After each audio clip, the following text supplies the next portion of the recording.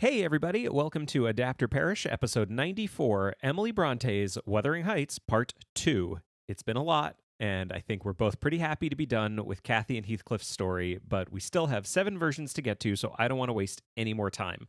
Quick content warning, however. Once we hit the 80s, some of these are getting pretty intense, so we'll briefly be discussing topics like rape, abuse, suicide, and racism, knowing that we totally understand if you'd like to give this episode a pass. And as always, we do have another episode coming up. Next, we'll be journeying to a planet, a very special planet, a planet of apes.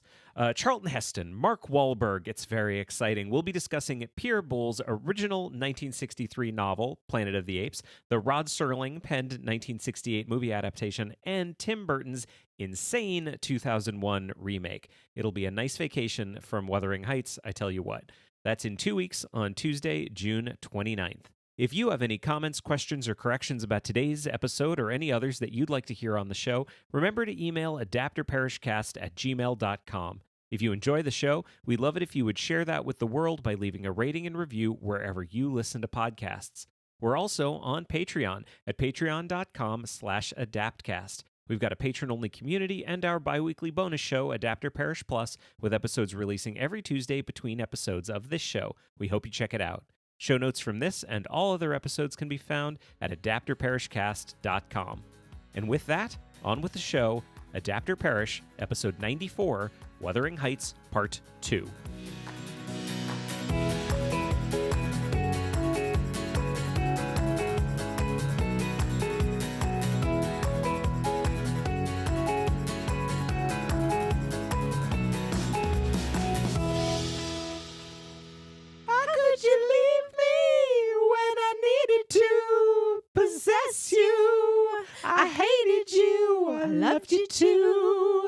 Welcome to Adapter Parish, a podcast about adaptation. I'm Jeremy Latour. I'm Ari Lipshaw. We rehearsed that. We did it so many times. We're going to do the second half of Wuthering Heights today. Oh my God, there are so many to get through. So many Wuthering Heights, and we couldn't even get through every single one we wanted to. Yeah, we ran out of time. Which bums me out. But we're not revisiting this. We're never coming back to Wuthering Heights. Well, I'm still going to watch, we'll get to it, but I'm going to watch the one we missed. Burn it to the ground. I've heard it's very good. Salt the earth.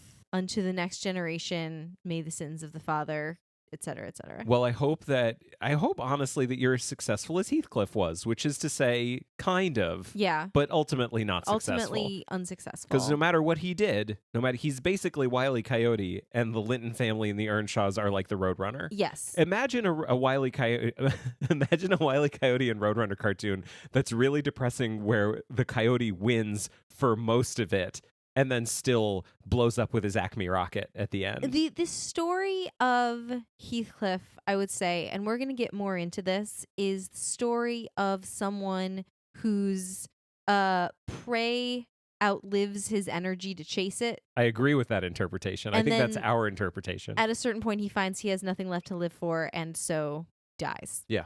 The end. He's given up the will to live. He has. He's lost his lust for life, much like Padme Amidala. Have you even seen that movie? Yes, you made me watch it. Did we watch that one? Yeah. I couldn't How remember. else would I even know about that? I don't know. All right. So we have to stick to a strict schedule because we have a lot to get through. A quick follow-up. I'm not even going to say it in the intro because I want to say it right now. We got some listener feedback about the previous episode. That's the nice thing. If we had recorded it all in one go, we wouldn't have known. There it is. But we got it. In the previous episode, I talked about a thing that happened in one of the versions. I think it was the 1978 one. The version we didn't like that was really long. Yeah. In it, there is a throwaway shot of Little Hareton putting a noose around a puppy's neck. Yeah. And that really stuck out to me, and I made a big thing about it, about how creative that was. Turns out that was in the book, and I just missed it. It's like one paragraph in the book, and I missed it. We had someone send it to us. And not in a mean way, in a nice way. No, someone was very supportive and sent us that. So we got a really nice little correction about that. So that was totally in there.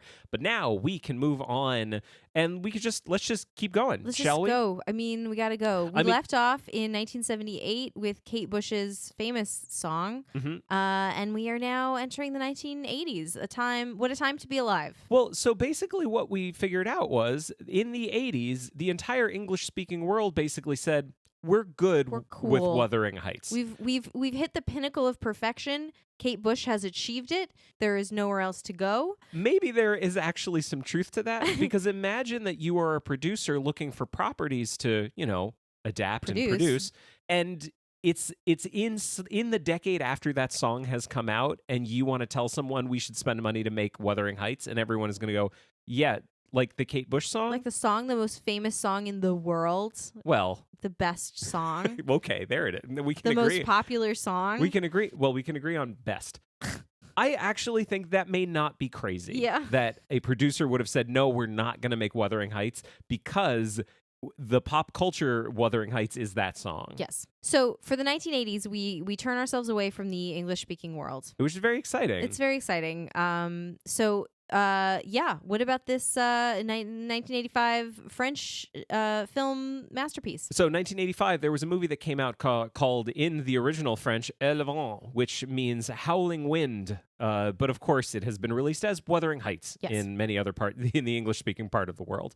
This is also the most recent one that we watched. I had to wait for the library to get me a DVD of it. Yep. Everything else I could get. Yep. It was directed by Jacques Rivette, who was like old school French New Wave kind of guy. Mm-hmm. Wrote for the Cahiers du Cinéma for a really long time, which, do you know about that? No. It was a magazine. It was a film magazine that was super pretentious, like went around for a long time. Like it was equal parts pretentious and also incredibly foundational and incredibly respected and very good. You're telling me the guy that directed this movie wrote for a magazine that was incredibly pretentious? Well, hang on. Okay. Let's give it a second before we jump in.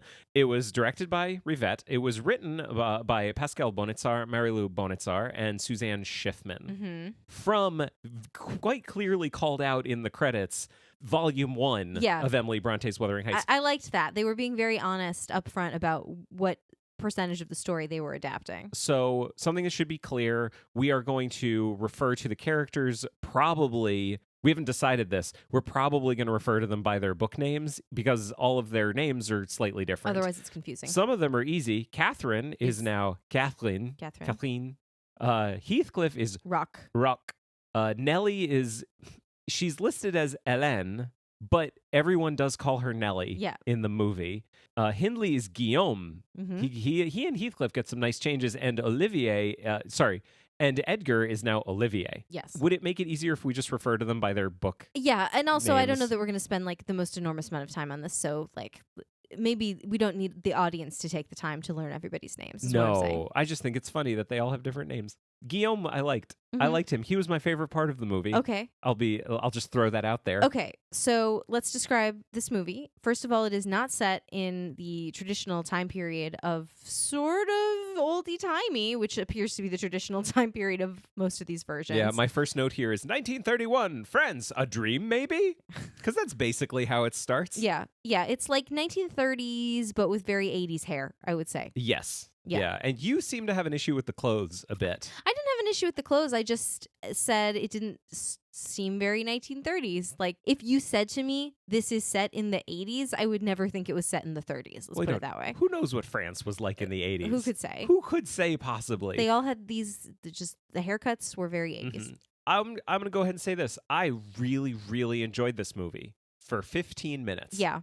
I think the first 15 minutes are pretty great. I really enjoyed it because it starts out with a guy creeping up on a couple making out, and they're on these rocks, and he's creeping up on him, and he's got a rock, and he looks like he's about to attack. But then he looks over to the side, and there's another man who's staring back at him, a man who is very severe. And at this point, I don't really know who's who. I kind of thought for a second that it was Heathcliff because, I'm bringing a lot of baggage to this. Yeah. We're not viewing this with virgin eyes. It's like putting a puzzle together. You're constantly scanning for like the piece of the E that needs to connect to the piece of the S. Yeah, who's who, who's what's happening. So I thought, is this Heathcliff? And he is, and it's Catherine and Edgar? Is that what's happening right now? Because this guy looks kind of violent. Come to find out that it's actually Hindley. Yeah. And where we are joining the story, and also I don't know if it's a dream because we immediately cut to him at a table kind of going, ugh! And at this point I'm thinking, well, this is interesting. I don't really know what's going on. I don't think that's a bad thing. it feels very cinematic. Mhm. I enjoy how this is constructed. I kind of like this. And then we get this really long kind of scene where this man gets up and he starts going through the house and he starts interacting with character after character. And I thought, okay, well, this must be Nellie. And oh, here's Catherine. And oh, that's Heathcliff. Oh, and they've been referring to this person. So this must be Hindley. He does this really beautiful thing when he gets up from the table. We still don't know who anybody is. He walks over to a wall and he looks up at the wall, and there is a picture hanging on the wall of an older gentleman. And all he does is he's just looking sad, and he goes up to it and he straightens it. That's all he does, which shows a tremendous amount of respect for this person. And I enjoy characterization through action. I think that's the thing I've harped on a lot. Yeah. As we're going through, people are talking about being dressed in black. So clearly someone has just died. It must be this man. And I'm thinking, I'm enjoying this. And then the rest of the movie happened. Yeah. How did you feel at the beginning? I mean, it seemed different for sure at first. Like, we're in this sort of farmhouse in France. Everyone's already an adult. There's no kids in this at all. There's no jumping back and forth in time. The dad has just died. And we learn that Heathcliff, or Rock, is this like orphan child that has been brought up in this family since he was 3 months old, since he was a baby. How did we know this? We were told. Someone said it to another person who knew it. Now that dad is dead, it's the whole same thing. Guillaume, or Hindley, is really jealous of him and wants him to be a servant, and he's in love with Catherine. And I feel like him being part of the family since he was like literally a baby, like that's all that anybody can remember, makes this weirder in like a couple of different ways. One, it makes Hindley's actions towards him much crueler. Like, if this kid has been in their family, like, it wasn't like he was brought to them when he was already like a little kid with a personality and was old enough to like annoy Hindley, and like they weren't raised together. Like, this kid has been with the family all his life. If Hindley is a few years older, maybe he did remember what it was like and resented this little baby. Yeah, sure. This perfect little blonde baby. Yeah, but like, again, it makes it weirder. Yeah. And then B, obviously, if Kathy and Rock, again, have been raised together as siblings since they were literally babies, it makes their relationship more incestuous, I would argue, I suppose. Which I went on record as last time saying that if one of the things you're going for is how fucked up the story is, that's a feature, not a bug. It's true, but I didn't feel like this version really leaned into it. It didn't seem like that was Guillaume's objection. He just didn't want this poor kid to be part of their family. So they set up the family in a way that, as you say, was interesting. Yeah. It made me certainly want to like go and be in a villa in France and like sit around a farm table and like eat a bunch of food. That part seemed great. And then it just got slower and slower and slower, and every scene got longer and longer and longer, and the actors, I think, got worse as time progressed. Yeah. The way that it was staged felt so much like a play, like a bad play. And I think it was because everything was so slow, and like literally it just felt like a filmed play. Like the camera would pan up and someone was just like standing there waiting for their cue, and then they would cross the room. It felt very much to me like the play Miss Julie, where they're always hanging out in the kitchen and like leaning against, like the big prop is this table, so they're either like leaning against the table or sitting on the table or lying on the table. Like, it's a lot of having arguments in kitchens, and the staging was very stagey. Very stagey. Yeah. Like, I went to try to find any information about this movie. I couldn't find a ton. I went looking, expecting to find this was actually produced as a play. Yeah. Jacques Rivette saw it and said, I must make this a movie, and got the cast, and they just had all rehearsed, and so they just made it a movie. Yeah. That was what I was expecting to find. I found nothing that told me that. So really I think it's just our observation, not anything close to the truth. It was just the kind of thing where it was so slow. There was so little dialogue. They were just, by God, we're going to make our way through the plot of Wuthering Heights. So then when it comes time for like Heathcliff comes back, and there's the whole scene where she's married to Edgar, and Edgar's like, don't strangle me, with being so happy that he's back. I don't want him in my house, blah, blah, blah. And they have the sort of fight. That was so funny. So there's this scene, right? This classic scene where they're trapped in the kitchen. And Kathy in the book and in most of the versions, like, locks the door from the inside, takes the key and like throws it in the fire so they can't get to the key. So they have to like kind of have it out. And she kind of does that. She's like holding on to the key, and then the camera turns the other way. Can I describe it for a second? Yeah, sure. So she does the thing where she closes the door, and then she says to Edgar at this point, Olivier, and says, if you want him to leave, you're gonna have to kick him out yourself. You have to do this. Yeah. Either get in a fight or don't do anything about it." And they have their whole scene. Yeah. He has this whole like, "I'm going to walk slowly away from you, and I'm going to look down dejected because it has been proven that I am not man enough to fight you." And all of these things happen. Everyone looks at everyone. Little character moments happen with everyone. Then, as you say, the camera swings around, and we find out there's 2 more goddamn doors in the kitchen that were on the other side of the camera.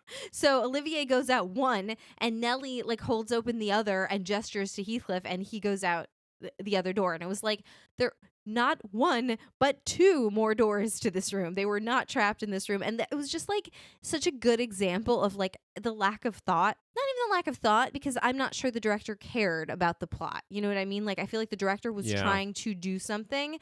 And then, like, Kathy's death, for example, like, what is she dying of? We don't know. We're just suddenly told that she's dying. She looks fine. She looks pretty terrible. Like, she looks okay though. Like, she's just wearing her normal clothes, and she's not like, she's all pallid. And then like suddenly dead, and there's no babies. No one has any babies. No babies. No babies. And then Heathcliff is sad, and the tree breaks the window, and he thinks it's Kathy, and he puts his hand out, and she's not there, and then there he is, and that's the end. So, yeah, a couple things about this.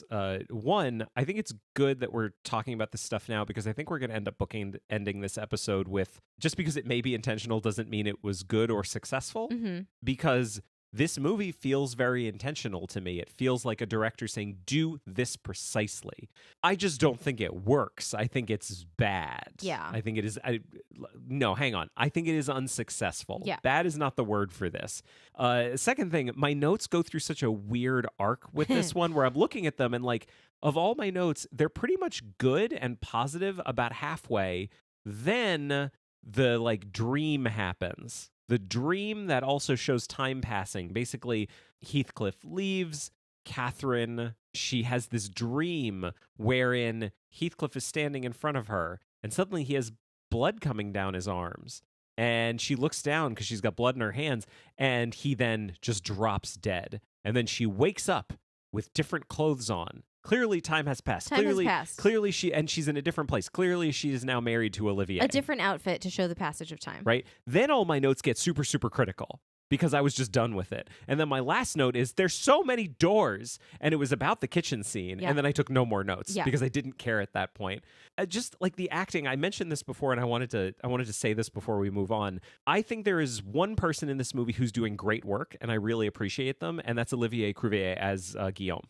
I thought he was turning in a subtle, thoughtful, powerful performance. I didn't like anybody else. Yeah. I don't know about you. No, I didn't even like Guillaume. So yeah, I liked him. I thought there were 3 people in particular who were just kind of batshit. One was Nellie. I don't know what she was doing this entire movie. She was just hanging out. She was just hanging out. She was chewing the scenery so much. Every single thing she was doing felt like someone in a play who has really low self-esteem, who wants attention to be drawn to them. She was like, I can't be on the stage and be in the background. If I'm going to be on the stage, I'm going to have something to do. I'm going to be sitting in a particular position. I'm going to be doing something that's going to draw attention to me. She was like throwing an apple up in the air or something. Remember? She was like in the background, like tossing something. Yeah. And you were like, do you think she was directed to do that? And I said, no, that's the kind of thing an actor does because they're like bored and they want to like something to do with their hands, and the director's like, I like that, keep that. Yeah. So she did nothing for me.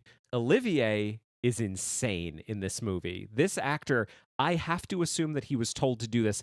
The movement of his body and hands and eyes are nothing approaching what any real person would do in any situation. He's just very tall and gangly, and it seems to not know what to do with his hands. So his posture is really weird. Yes. Like his shoulders are like, okay, so imagine you're like standing still and you raise your shoulders up so that like your shoulders are kind of touching your ears, and your hands are now just sort of dangling awkwardly in space. That's this guy's posture the whole movie. Everything he does is so robotic, and like it has to be intentional.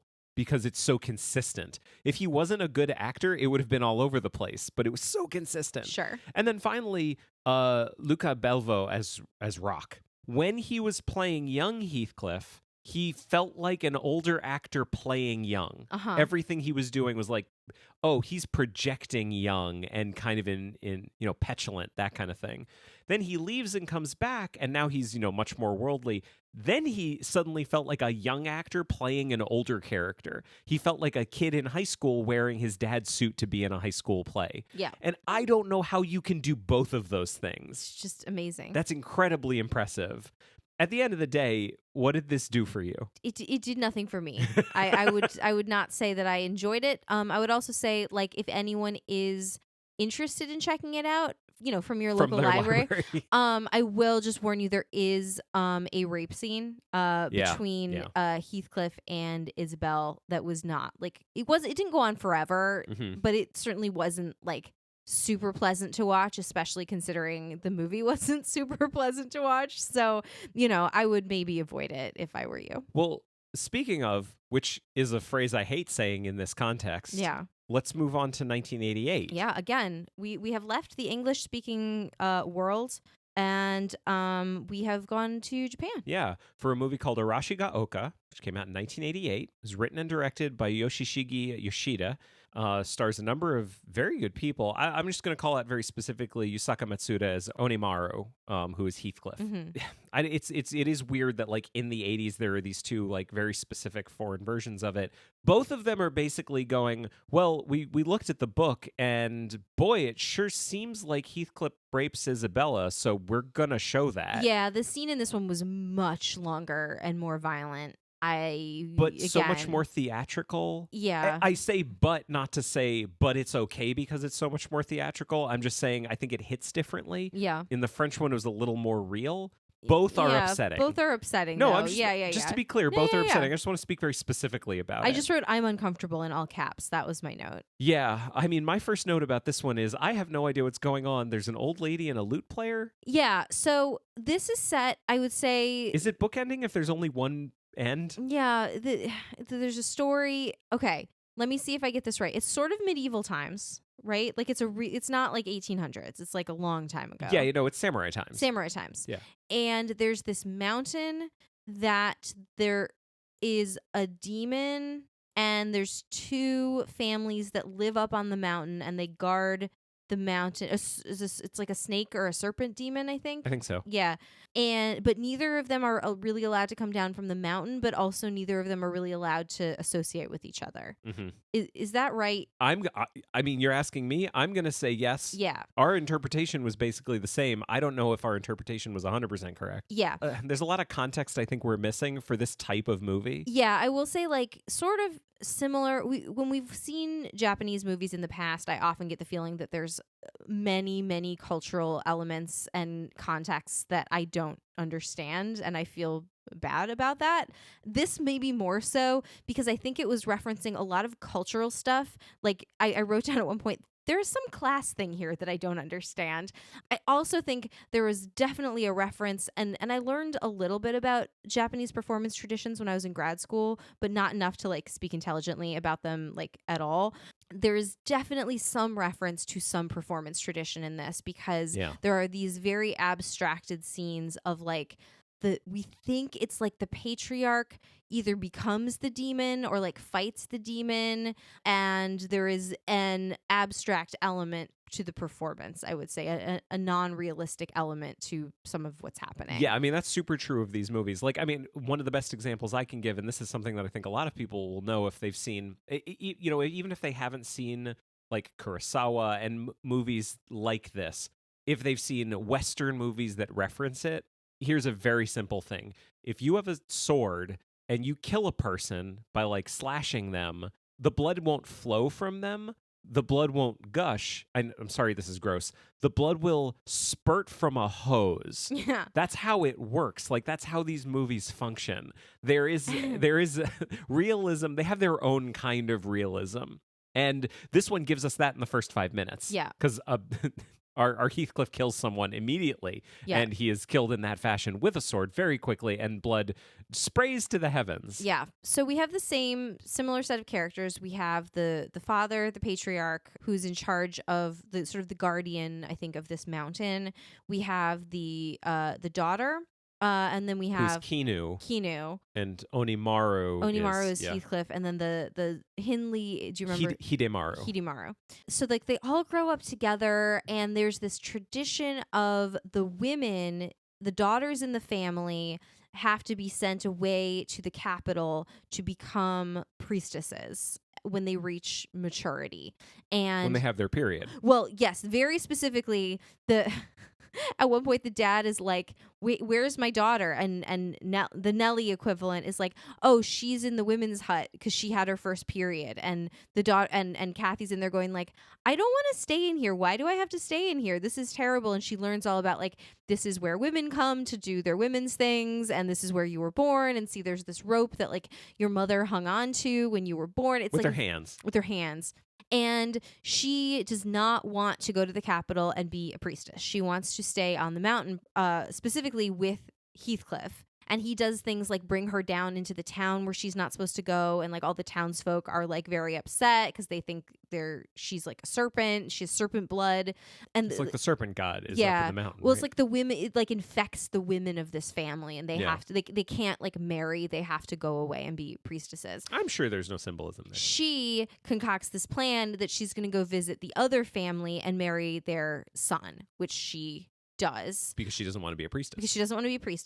But Heathcliff is still kind of there hanging around. And when the father dies, Heathcliff kind of inherits his role as like the guardian of this mountain. So skips his biological son and goes to Heathcliff. And it just all ends badly for everybody. Like she has a baby. Let's be clear about something right here. This does have the children in it. Yeah. And basically it does. There's no Linton, is there? There's no Linton. But there is Isabella. So Isabella, she is the one. I feel bad. Content warning for the next minute. Like, let's be really clear. Heathcliff rapes Isabella. Yes. And it is pretty graphic, and it goes on for a while, and then Isabella dies by suicide. Yes. Again, I'm going to throw out a but. The but doesn't mean, but it's okay because. What I'm saying is, but it is at least a little interesting because of how theatrically it is presented. Yeah. But yeah, that stuff does happen, and it's a giant bummer. Yeah, and it's just, it is not like, I would not say a fun movie to watch. I certainly don't want to come at it with any kind of criticism from a Western perspective of being an adaptation of Wuthering Heights. Clearly, it is drawing on a cultural and performance tradition that I don't know enough about to speak to. It was certainly the most unique version that we watched. Like, this one is absolutely worth seeing. Would you agree with that? I would agree. Yeah. Just especially if you like know Wuthering Heights really well, it's very interesting to see it like in this medium. But I will say, like, it's not super fun to talk about because of what a wicked bummer it was. Yeah, a bit, but it's also fun because it's different. Yeah. And it's got a whole, like, it is fun. It's doing that thing where, like, you're watching an adaptation of something you know in a context you've never seen it in, and it's actually fun to see the way things connect because they make it work in their context. Yeah. I thought, and things that don't need to be in it, that don't work in their context, just aren't in it. They're not. Here's the thing they don't do that we've talked about on the show before, which is that very winking kind of adaptation where, like, oh, we're going to change the setting, we're going to change the time period, but this character is going to have the same name as the character in the original. Wink, wink. We know you've read the book. Aren't we clever? Like that. This doesn't do that. This just tells a story that works in the context of this type of story. It just happens to be Wuthering Heights. Yes. Which I really appreciated. I'm just looking through my notes right here. Like they never go to high school and get like assigned the book Wuthering Heights by Emily Brontë. You know what I mean? Like that. Yeah. I hate that. Yeah. It's always Jane Austen. I know. But I like two notes in succession. At this point, I think we'd be able to follow the story without subtitles, which was true at this point. We were like, we knew who everybody was. And then my next note is, okay, now there's a ghost demon and I have no idea what's going on. Yeah. Also, apparently Onimaru, which is his name, means like demon. Yeah. Essentially, and that's part of the plot. So there's fights, there's a lot of period talk. This was a line I wrote down directly from the movie. Show me your body, your naked body. I am naked too beneath this wedding kimono.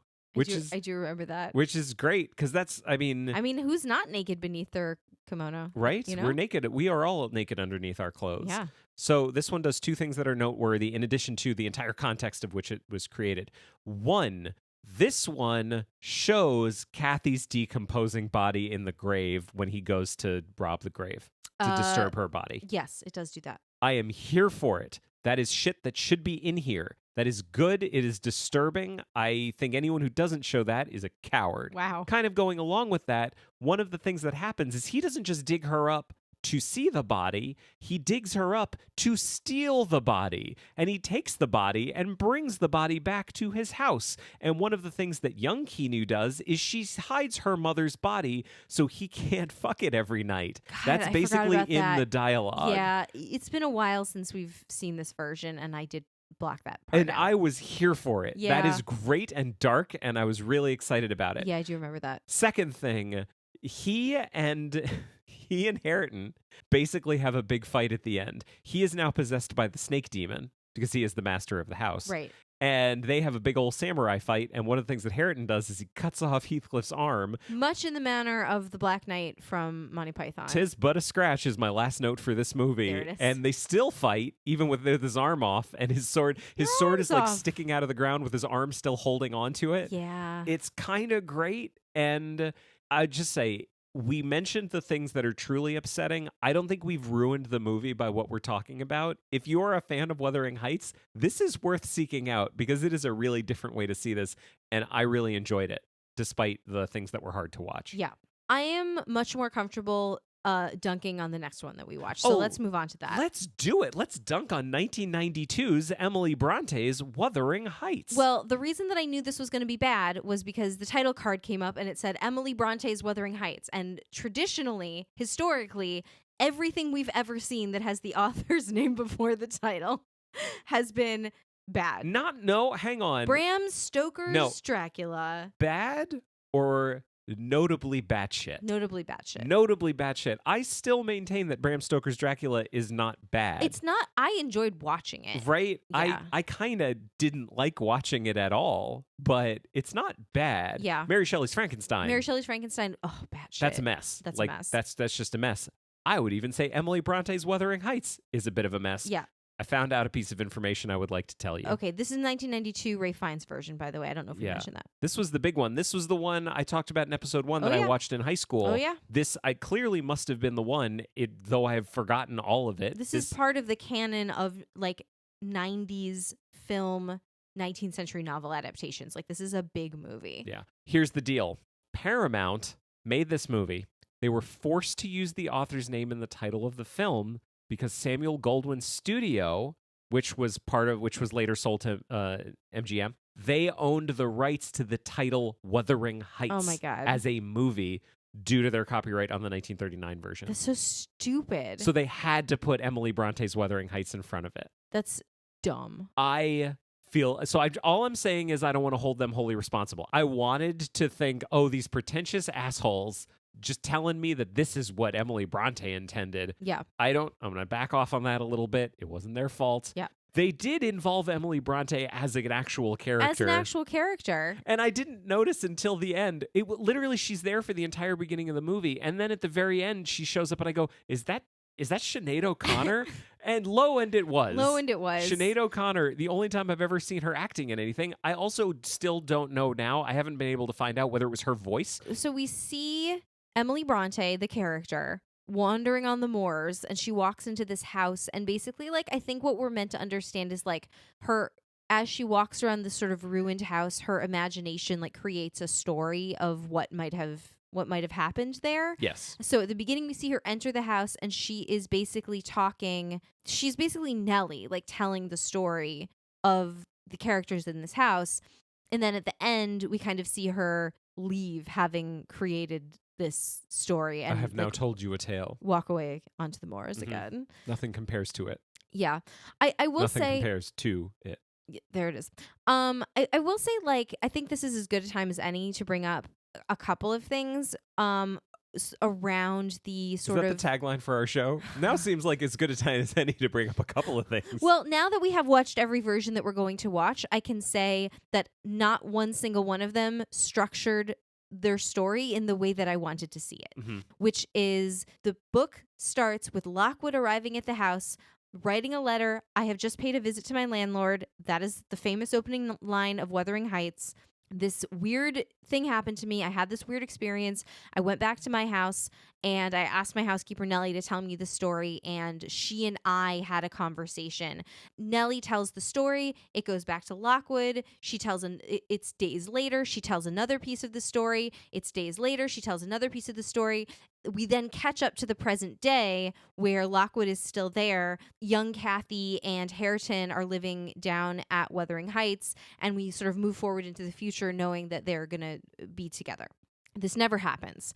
Lockwood is not really a big character in very many of these. And Nellie, in not all but many of them, has her function as narrator really taken from her, which reduces her as an interesting character. Like, it reduces her role and it gives us a little bit less of an in, I think, into this world, because we are supposed to like Nellie, and so her being there throughout and witnessing all of these things that happen, and also nothing really can take place outside of her reach. It kind of contains the story into, like, what Nellie saw and Nellie's perspective. Well, I talked about that in episode 1, where, like, if you're going to show young Kathy suddenly liking Hareton, if it's from Nellie's perspective, it makes sense that something happened that she didn't witness, so now they're acting differently. Yeah. But if you're going to show it as this kind of omniscient narrator, this omniscient viewer, it doesn't make sense for people to just change all of a sudden with no reason for it happening. Yeah. That's not how good stories work. Yeah. So all this to say... That was reductive, what I just said. Most of the time, that's not how good stories work. Okay, sorry. Please continue. It's totally fine.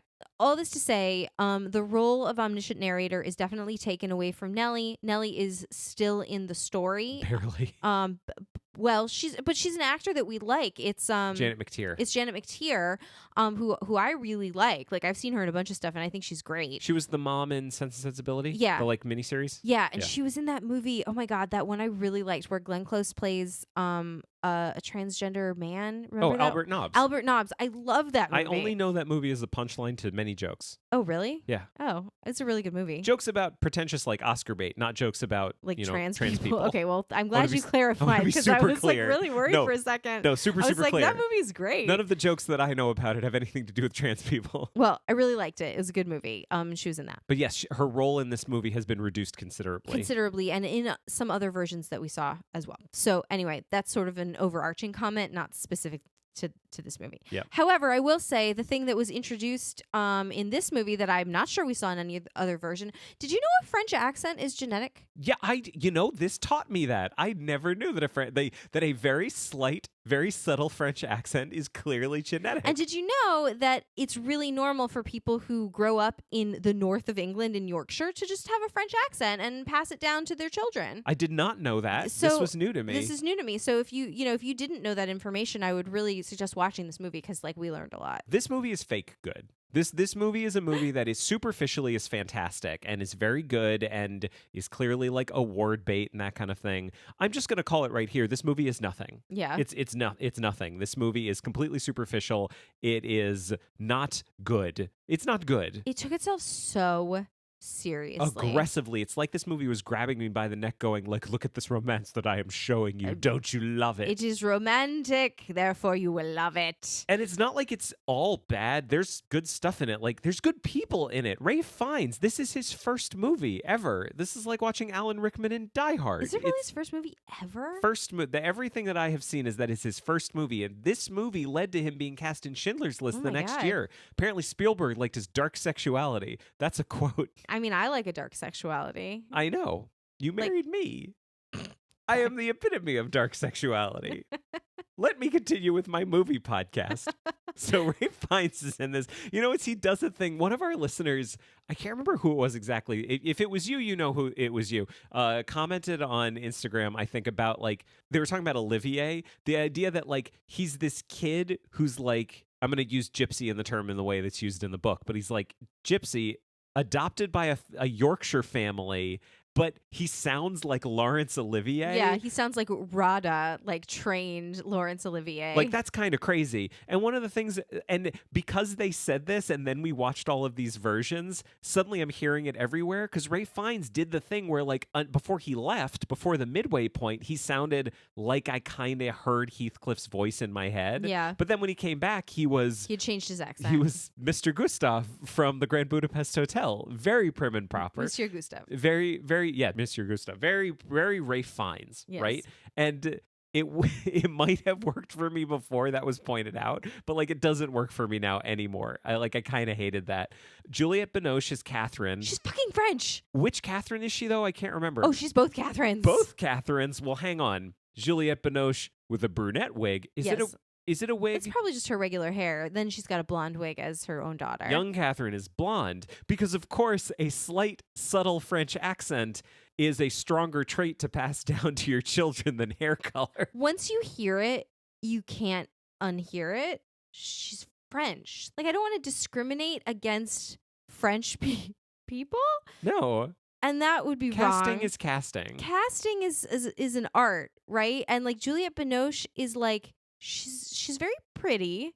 She's very pretty. Yeah, I mean, let's be clear. She's incredibly pretty. Very pretty. She's also a good actor. She's also a good actor. She's also like, I'm 100% fluent in English. Yeah. She just has a very delightful, charming French accent, which is very weird for Kathy. And I just am curious to know what the conversation about that was, like in the production room. Like, was someone going, you know, she sounds really French, and someone else going, no, it's okay, no one will notice, it's fine. Like it sounds like a Yorkshire accent. No one really knows what that sounds like, so like it can sound like a French person. I think the only question they were asking is, what is this going to be like for American audiences? Yeah, because that's the bigger market than the UK. Interesting. And I could see someone saying American audiences aren't going to give a shit because these dum-dums don't know the difference. Yeah, I know that's cynical, but it's also Hollywood is cynical. Yeah, I mean, it's also funny because it's not like she's a little old. Ray Fiennes is a little old. Everybody's a little old for these roles. It's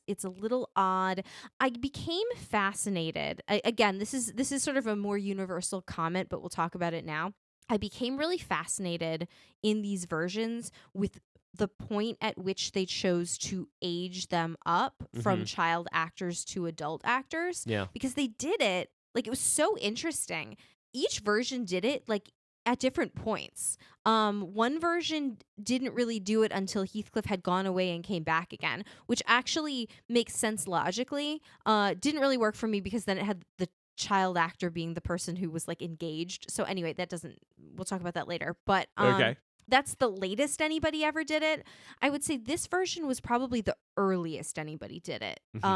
You have a little bit of child actors, and then suddenly they're Ray Fiennes and Juliette Binoche, which, like, remember the scene where like Joseph finds them like a snuggling in the like big closet or cabinet or whatever that is, and that's where they find his, spoiler alert, his body at the end. Yeah. I kind of judge an adaptation based on whether or not they've aged the actors up at the point that they go over to spy on the Lintons and make fun of them, because I don't like adults doing that. That seems very wrong and immature and weird and strange. And then again, like, it's sort of an interesting choice, right? Like, they don't really age anybody up at all. So like Heathcliff at the beginning, when he's supposed to be like very, very young, and Ray Fiennes looks basically the same as he does at the end when he's supposed to be like old, broken Ray Fiennes. I mean, I guess the one thing I will say for this version is I thought the location scouting was pretty cool. Like the field of rocks that's like apparently Peanistown Craig. Is a very cool field. It's a very cool field. We kind of realized later that we never really see them walking on it because how could you? So it's the kind of thing where they got to it because it is a huge field of rocks with lots of crevices. It's not very realistic to show anybody actually traveling on it. But if you want to show someone just sitting on it beneath the one tree that's there. Sadly, waiting for news of a death. Yeah, it's beautiful. Yeah. It's really, really beautiful. Can I run through my notes really quickly? Yeah. Because there's a lot of stuff I want to make sure I get all of this stuff out because this is the only time I get to talk about it. It is 23 minutes before you even find out Nellie's name. Yeah. I don't like that at all. I actually wrote down, like, Heathcliff is being really villainous right now, like really arch. And then his next line is actually, I'm a villain.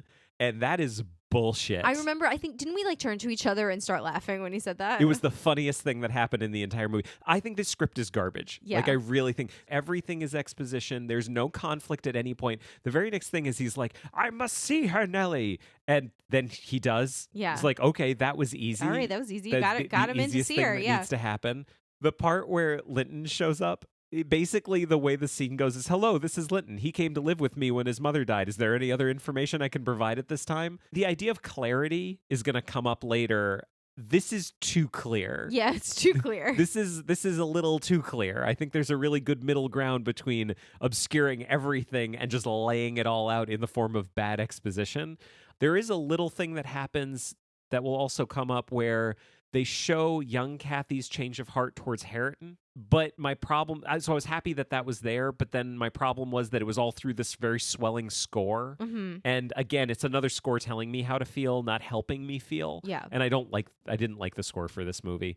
I guess this one, the whole thing didn't work for me. It was probably the most fun I had with something that didn't work because it was clearly so expensive and took itself so seriously and just was, I think, a colossal misfire. Colossal. We discovered there's a great alternative if you want to show that somebody's sick, like to coughing in a handkerchief and seeing blood, because Right. that's overdone, right? Yeah. What you want is to show them sitting at a table, like feebly eating some gruel. Right.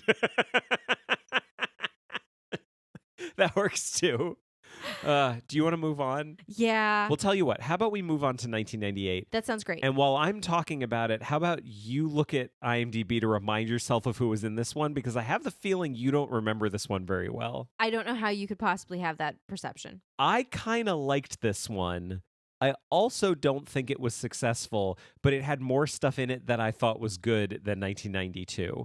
So this was directed by David Skinner. It was a TV movie. It was written by Neil McKay. It starred Robert Cavanaugh as Heathcliff, Orla Brady as Kathy Earnshaw, and a number of other people. I'm getting a thumbs up from you that now you remember what this one was.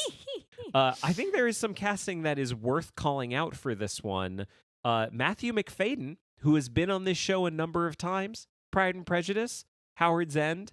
He plays Hareton, but it's 1998, so he's a baby. I'll get back to him in a minute.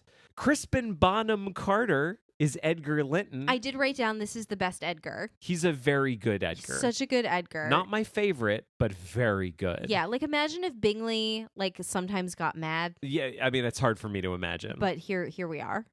Peter Davison is Lockwood. Yeah. They get a Doctor Who. Just in the bookend. You just had to show up for a couple days to do some shooting. Yep. I have a lot of notes on this one. I have an exceptionally large number of notes for this one. That's a lot of notes. How do you want to go through this one? Let's just start at the beginning. A very good Okay. place to start. Lockwood's in it. I like the thing. He's there, not just to say, hey, I got lost in the snow, because it is not snowing. He's there to tell Heathcliff, hey, I brought my own staff, and I know you gave me this woman, Nellie. I want to give her back to you, though. That's his reason for coming. I kind of liked that. Mm-hmm. Another thing that happens really quickly in that scene where, Lockwood is saying, can't you lend me one of your boys to take me home? And Heathcliff says, no, I absolutely will not. I have no boys. Young Kathy is there, because this does show the entire story. Young Kathy is there. She nudges Hareton, and then he volunteers to take Lockwood home, because he always volunteers, but this is one where they very specifically have her encouraging him to do it. Yeah. And immediately I'm like, oh, they're assuming that I know nothing about this story. They are telling me, the audience, that there's something going on between the two of these people. There's an actual relationship here. I appreciated that. Okay. Kathy at the window was a little girl. Do you remember That's right. that? I do remember that. They did creepy little girl Kathy. Not like in the ring. She wasn't. No. It wasn't like she was super creepy. It was creepy in that it was a little girl, but it's basically just the little girl that played young Kathy. But then they used that sort of as a transition into like the earlier times. Yeah. As I recall. Then we cut back. That's the transition. And then basically we get the story as it's told. So Earnshaw shows up. He's got this little kid. I did like that Nellie is introduced very early because she has to give Heathcliff a bath immediately. Do you remember when she takes his shirt off and he's all bloody? Yeah. To show how hard his life has been. Life's been and hard. She kind of freaks out about it. I really enjoyed that. That's when I wrote down, I don't hate this. Yeah. It didn't keep that feeling for me the whole time, but like I didn't hate it. Yeah, and there were some characters in this that were like almost my favorite versions. Like we talked about Edgar being like actually like the best Edgar and really like very excellent casting, I think, for Edgar. And I would say of the like quote traditional Wuthering Heights versions, the ones that didn't include like graphic rape scenes that were very uncomfortable, the ones that were a little more genteel, I really felt sorry for Isabella in this one, maybe more than some of the others. I really liked this character and I did not want bad things to happen to her. Not that like she deserves what she gets or anything like that, but like sometimes she's not very nice. But she was great in this one. There's one coming up where she's the worst fucking person in the story. Yeah. I don't even know how much. Yeah, well, I don't know how much time we're gonna spend on that one. Let's not even talk about that one. So, okay. Anyway, the other thing I will just say, I know you have like a million notes to get through. This was one of the first ones, and I kept thinking about it like going forward.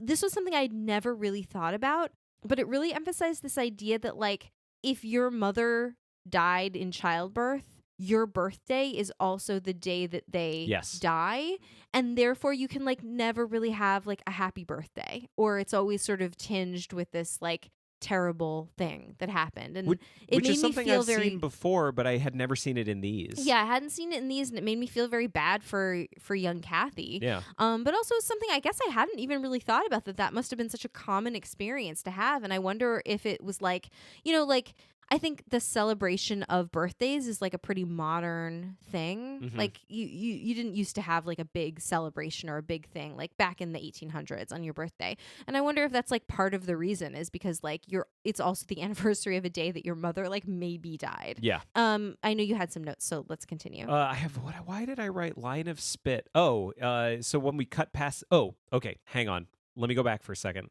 This does a thing that I think is worth talking about. They play with time travel in this one a little bit because we then see the kids. We see young Kathy and young Heathcliff running across the moors, going into like a cave. And at one point, young Kathy looks up. Oh, yeah. And there is Heathcliff. There's a man with long-haired adult man Heathcliff looking at her. Yeah. Then kind of cuts away and they go back to the story. But then at the very end, when he finally gets like taken by Kathy, the ghost of Kathy, he then suddenly finds himself in this field in front of this cave, and there he sees the young versions of them. Yeah. So there's an inevitability to all of this that's introduced. Really, I liked it. It was cool. I will say I didn't love. There was the actors in this playing adult Kathy and Heathcliff were a little old. Yeah. And I would say that there was quite an abrupt transition between the kid actors and the adult actors having grown up but having to play like young people. I really wish more versions had done like sort of an intermediate casting. Yeah. Like you had the little kids and then maybe done them as young teenagers, and then maybe after Heathcliff goes away and comes back, like have them age up into their adult selves. I feel like that's maybe the only way to do it if you really want to kind of make that transition more gradual.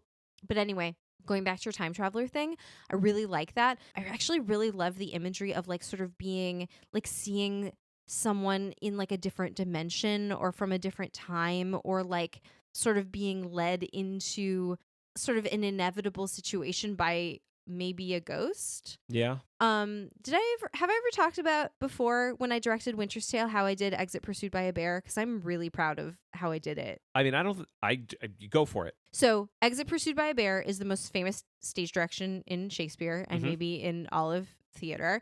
And it is hard to do because how do you have a bear on stage? But the way so in Winter's Tale, there is like a little kid, a young child, and he dies because his dad being mean, basically, of sadness. And so anytime I ever had him on stage, I had him holding a teddy bear.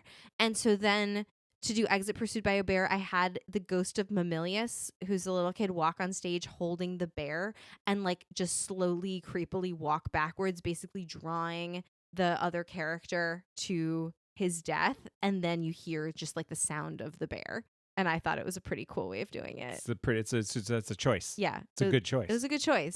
Mhm. Feel free to copy that. That's if anyone wants to direct that play. I thought it was a pretty smart way to do it. I have another thing that is a good choice. Yeah. There's a whole conversation that Heathcliff has with Kathy Uh-huh. about how they had found these birds out on the moor. Yeah. And then later he went back to them and he put a cage over them. Yeah, he made them die. He starved them to death and he has their skulls in a box and he's telling her about it. And I just wrote down that was a choice. Yeah. And I'm not even going to say it's a bad choice. Yeah. This kind of goes along with the time travel thing. I think it's a really interesting thing to do that ultimately didn't work because they didn't know what to do with it. Yeah. And didn't Kathy say, like, why are you telling me about this? Like, don't tell me that. That's terrible. Yeah. Then, though, there's a moment in this movie where I actually decided this is good and I like it. It didn't keep me there for the rest of the thing. There is the scene after Francis dies. Let me describe it. Everyone is in the room. Hindley is sitting at the table. Nellie is sitting next to him. Kathy is also at the table. Heathcliff is behind them. He now has a baby named Hareton, but he is now mourning. And what we basically get is a really long shot where the camera is pushing in, starting with a wide and ending on a close-up of Hindley. And basically Nellie leaves him and Kathy leaves him. And by the time we get to the end of the shot, and there's dialogue happening this entire time as well, by the time we get to the end of the shot, it's really just Hindley and Heathcliff in the shot, but Heathcliff is behind. And Heathcliff comes up and puts his hand on Hindley's shoulder in a way, that's how I'm remembering it, basically in a way that immediately, with no context, feels like he's comforting him. Mm-hmm. And what he does is he puts a drink in front of Hindley, and then he leaves. And so the last thing we have in this shot is just Hindley and a drink, which, if you know the story, I think does so many interesting things. Like, first of all, I think this is kind of beautifully done in a visual fashion. It's essentially saying Heathcliff is responsible for Hindley falling to drink. Yeah. It's not just, oh, Hindley was weak and turned to drink, which is how every other version does it. This is saying, no, Heathcliff did this to him. Yeah. This is step one in Heathcliff's plan to destroy this man. Yeah. But it's also under the guise of comforting him, which I love because it makes Heathcliff even more underhanded. This was my favorite shot in this entire thing. I kind of loved it. And then it immediately cuts to Hindley being a drunk. One thing about this, Hindley, he's in it a bunch and then he dies. And the entire time I'm thinking he looks really familiar. Yeah. And I told you this. Oh, yeah. And I'm like, why does he look so familiar? I don't think I've seen him in anything. And I am here to attest to the fact that you said, you know who he looks like? He looks like Robert Shaw. And I kind of went, yeah, maybe a little bit. And who is he? He's Ian Shaw, Robert Shaw's son. Yeah. Looked him up, immediately looked him up. It's like, sweetie, he's Ian Shaw. Yeah. I was very proud of that. Yes. Proud of knowing that people, because apparently looking like Robert Shaw is as genetic as having a slight French accent. Well, as I think have told the story on the podcast before, I identified Michelle Williams one time because she looked like Paige Williams, her sister. And then I went, that's Michelle Williams, Paige Williams's sister. There you go. There it is. Mm-hmm. But I really enjoyed that scene. The scene where Kathy goads Edgar into fighting Heathcliff plays like no other version that we saw. Because in this one, it is clear that she's gambling to protect Heathcliff from Edgar's men. Mm-hmm. She doesn't want them to fight. I feel like every other version, and kind of how I read it, is, oh, Kathy wants them to fight because she's kind of bloodthirsty. She's like, kill each other. In this one, it seemed very clear to me that she knows that Edgar won't fight him, and she wants Heathcliff to get out without being harmed by his men. Yeah. And so she's gambling. She's saying, okay, if I try to get you to fight him, you won't call your men because you're scared of him, but it will allow him to leave. Yeah. Which I thought was very thoughtful, and I really respected it. Mm-hmm. Then Kathy's suddenly crazy, and I didn't care for it. Yeah. They did the whole Kathy being crazy thing way too fast. Yeah. This is one of the only ones where we see him string up Isabella's dog, which was very upsetting. Yeah. But the dog was okay. Yes. Hello, because I am fine. I'm Hello, acting. I am acting. It is okay. You need not fear. It is my friend that did this to me. good writing. Here's an example of good writing. Having young Kathy inform Heathcliff about Isabella's death without knowing who he is good Mhm. because she meets this man, she doesn't know who he is, and she tells him about how, oh, my aunt just died. And he didn't know at that point. Oh, yeah. I remember that. That's good writing. I Mhm. think that's good exposition because it's not just it's not one character telling a character something they already know for the audience's benefit. The other character legitimately didn't know it. Yeah. I thought that was really, really smart. By this point, I really liked this Heathcliff. Mhm. I didn't like him as young Heathcliff. Yeah, well, they cast him like, I don't know how too old old. the actor necessarily is, but like he looks like he's lived a rough life. So he's good for the older. I mean, I think that's part of why casting Heathcliff is really, Mhm. really hard, because he has to be like this young person all the way into like this old, like totally like broken down by the world person. And I think a lot of these actors either kind of played one or the other, Yeah. but this was definitely the older end of the spectrum. I wasn't sure about whether I was supposed to empathize with Heathcliff in this one because this Heathcliff was not very sure of himself. Mhm. He wasn't like this. He didn't come back super confident. Yeah. He was not really sure of what he was doing. So I wasn't really clear about whether he was a villain. I want someone to make a decision. Like, is he a villain or is he someone I should really, really empathize with? And I'm not saying you can't empathize with a villain. I'm just saying, like, is he very put upon? Is he a victim in all of this or is he the perpetrator? Do you know what I mean? Yeah. This one kind of didn't quite know what to do with that. Yeah. But here's an example of good writing. Again, when Heathcliff finally takes control of the Grange, he goes and looks around and, like Citizen Kane style, just starts smashing shit Oh, yeah. left and right. And no dialogue. I kind of loved that because it said a lot about how he felt about that place. Yeah. Here's another example of good writing. I mentioned this before. This has my absolute favorite of all of the versions we watched. My favorite version of young Kathy and Hareton bonding. Uh-huh. I loved it because they bond over a puppy. Hareton has a puppy that he's caring for, and young Kathy is like, you seem nice. This is how to show their relationship growing. It speaks to shared interests and a mutual capacity for empathy. Yeah. Because the whole point of the story that that we value, the whole interpretation of the story that we value, is one man's goal is destroying these two families, but he fails. Yeah, my mental image for like young Kathy and Hareton is like flowers growing out of a dung heap. Yes. You know, like they are thriving like tree grows in Brooklyn, right? It's like this tree that grows up from in between the cracks in the sidewalk, like, but it wants to survive and it wants to find the light. Mhm. That's sort of my mental picture of how we leave poor Hareton and young Kathy. Yeah. They're survivors. Like, I feel like another thing kind of going along with that too, if Matthew McFadyen A, knew who I was, and B, cared at all about what I think of him, because he doesn't and has no reason to care what I think of him. He's doing just fine. It's like he knows how I feel about the 2005 Pride and Prejudice and then went, oh, you didn't think that was You good? didn't like it? Well, tell you what, you're going to love me in everything else you ever see me in, because I have loved him in everything else I've ever seen him in. F you. He's my favorite Hareton of every version. Yeah. He's so good in this. He was born to play this. I thought he was fantastic. My favorite young Kathy and Hareton. And yeah. Why is my last line? It's just like that classic work, Harry Potter and the Prisoner of Azkaban. Oh, the no time idea. travel. Sudden time travel at the end. Yeah. There's a little bit of he sees himself in the future or himself in the past. That's what it is, because whatever. Harry thinks it's his dad that saves him, but it's himself. not. It was himself that saved It's him. him you all know? along. Hope it didn't spoil You Harry. kind of just spoiled it for me, Prisoner of honestly, but like I Azkaban. have sort of heard that before.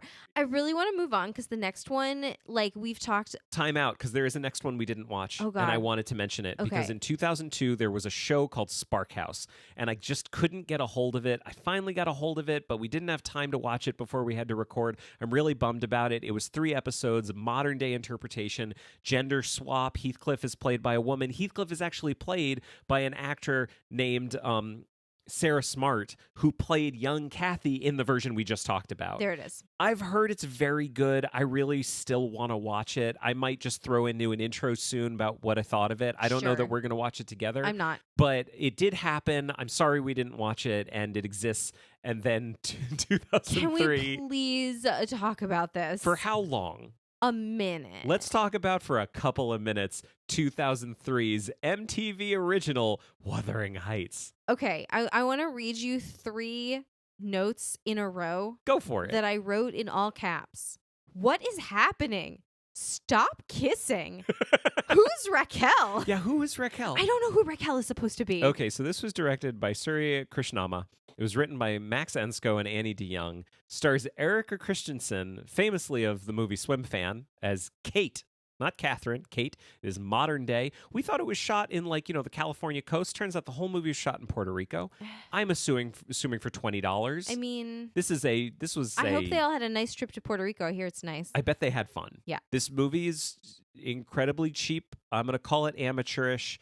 The reason I don't feel bad saying that is because I am sure not a single person involved in it would argue with me. Yeah. I'm sure they all knew what they were making. For a while, I was kind of thinking, are the filmmakers, are they inept? Do they not know what they're doing? Because it's not constructed in a way that a movie is constructed. It's poorly constructed. Yeah. And then I just kind of thought, you know what? I'm sure MTV was just throwing money at the wall. Because remember when MTV Originals was a thing? Yeah. Basically, where I came down was, I bet they knew they had a week to shoot the whole thing. They had no money. They just needed to get it done. They knew no one would watch it, and they could move on with their careers because it's terrible. Can I just give a 2-second overview? Because one of the things I love is what they did with the names. And when I say love, I mean hate a lot. Because remember, it's MTV's Wuthering Heights. MTV's Wuthering Heights. So this is modern day. We have Dad restoring an old lighthouse where he has come to live with his 2 children, Kate, a.k.a. Catherine, and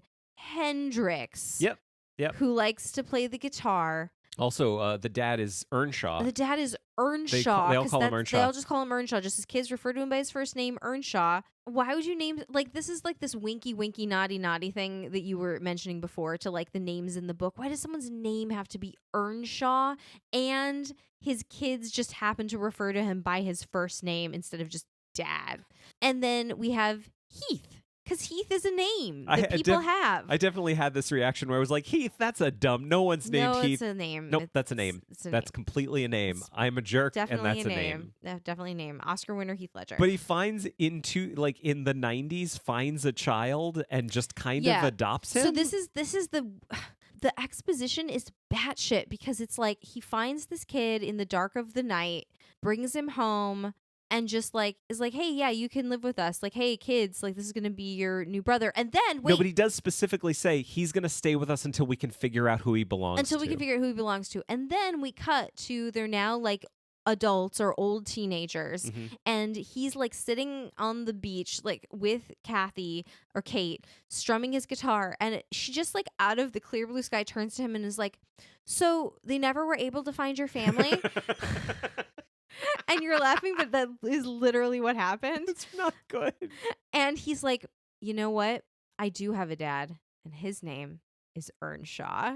Yeah. I have a family. They did a nice thing throughout the movie that I thought was one of those things where it's a good idea in search of a good execution, where every time she asked him who his parents were, he would give her a different answer. Yeah. But it didn't help for the exposition of what the fuck is happening. No, why is this kid living with these people? It didn't. But it was, as I say, a good idea in search of a good execution. Fair enough. And then I think this is around the time I wrote What Is Happening. And so then Hendrix is the biggest piece of shit ever for no reason. He's just malevolently evil. Yeah. And Earnshaw has bought Heath a music studio with a guitar and equipment because of course he has, and it's all music. Heath is a musician. But writes Hendrix beautiful music.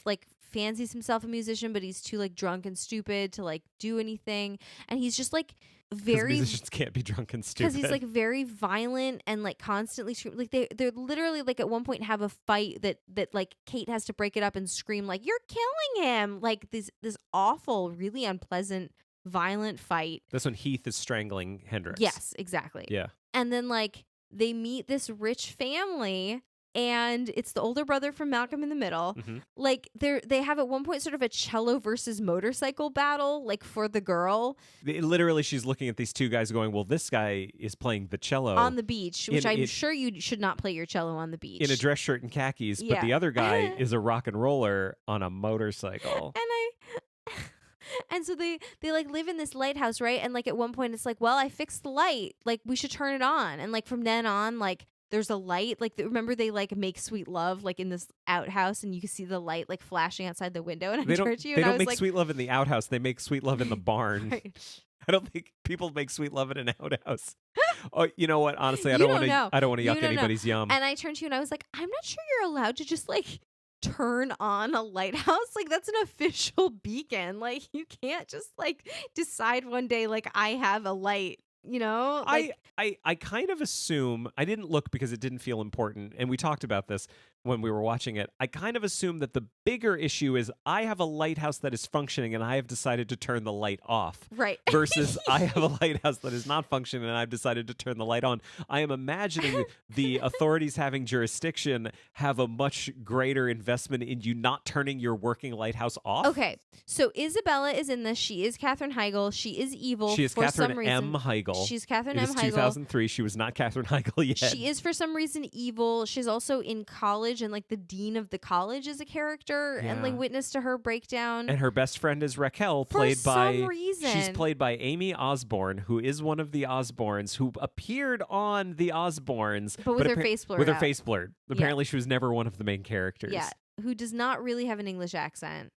Hendrix seems to lack a basic understanding of the law. Like after Earnshaw dies, he's just telling Heath, like, I'm gonna have the police come and arrest you because you're not part of this family. You're a squatter. You're a squatter. It's like, that's not. I don't think you know how this works. I think that's how it works. But luckily, also Heath also doesn't have a good understanding of how the law works because he takes him seriously. yeah. Which So is he's like, oh shit, I better leave. lucky for Hendrix. Can I talk about the couches really quickly? Sure. They don't do the dog attack. Instead, Kate is driving angry and she gets in a car accident and in a rollover. Right. And Edgar finds her, doesn't call an ambulance, doesn't call a doctor, brings her home to his big beach house. And his mom. While his parents and his sister are having dinner, walks her into the dining room and places her on their table. Yeah.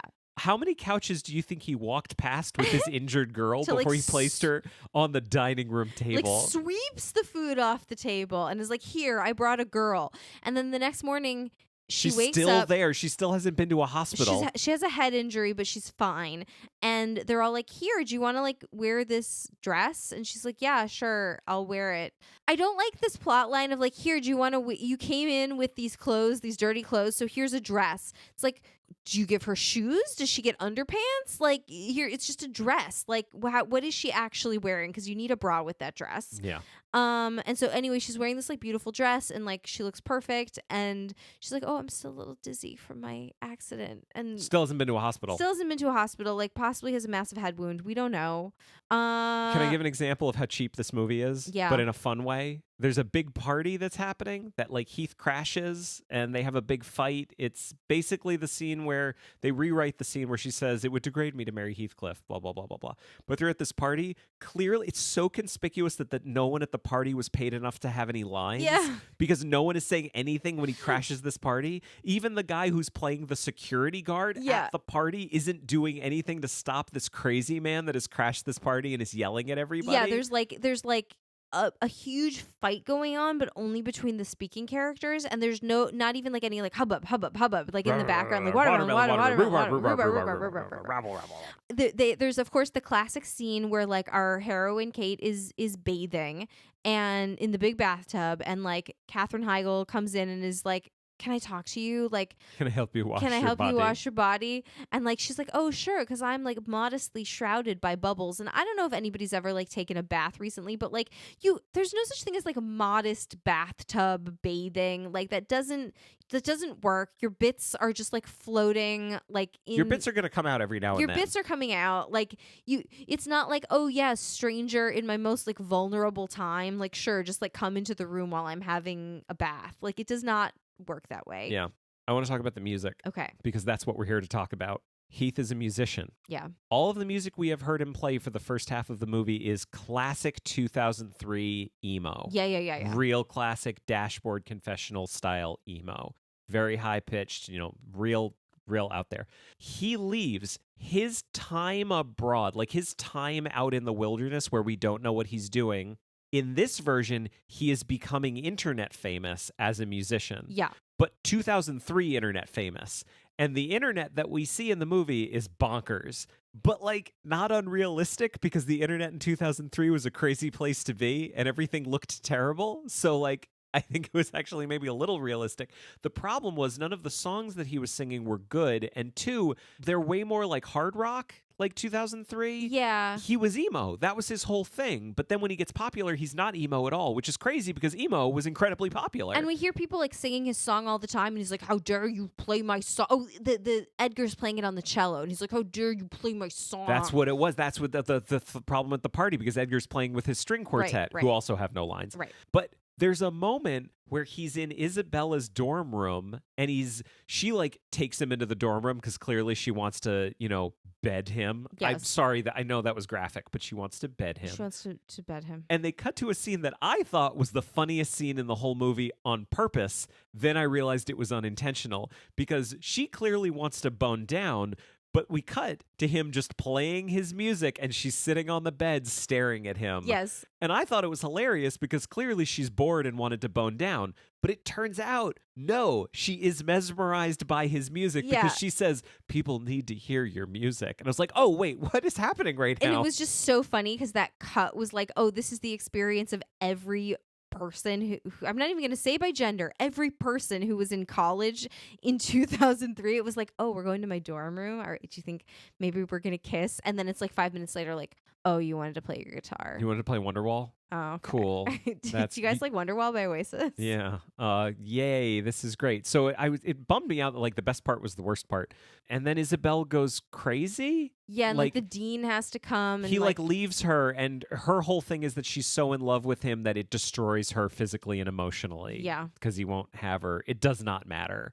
And then... And she's got like a stomach tattoo. I was like, who is it? Did they misunderstand what a tramp stamp is? Because her tattoo is like, she's got like the low-rise jeans, but her tattoo is like on her stomach. I was like, I went to college in 2003. I saw a lot of low-rise jeans. I saw a lot of tattoos. No one has a tattoo like on their stomach. Yeah.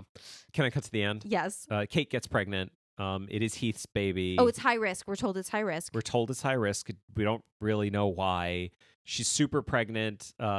She and Edgar have a falling out. She goes to a cave to have the baby. Like you do. Heath finds her and brings her back to the lighthouse, and she has the baby. Just the two of them. Just again, no doctor is called. No medical assistance. This movie couldn't afford the lab coat.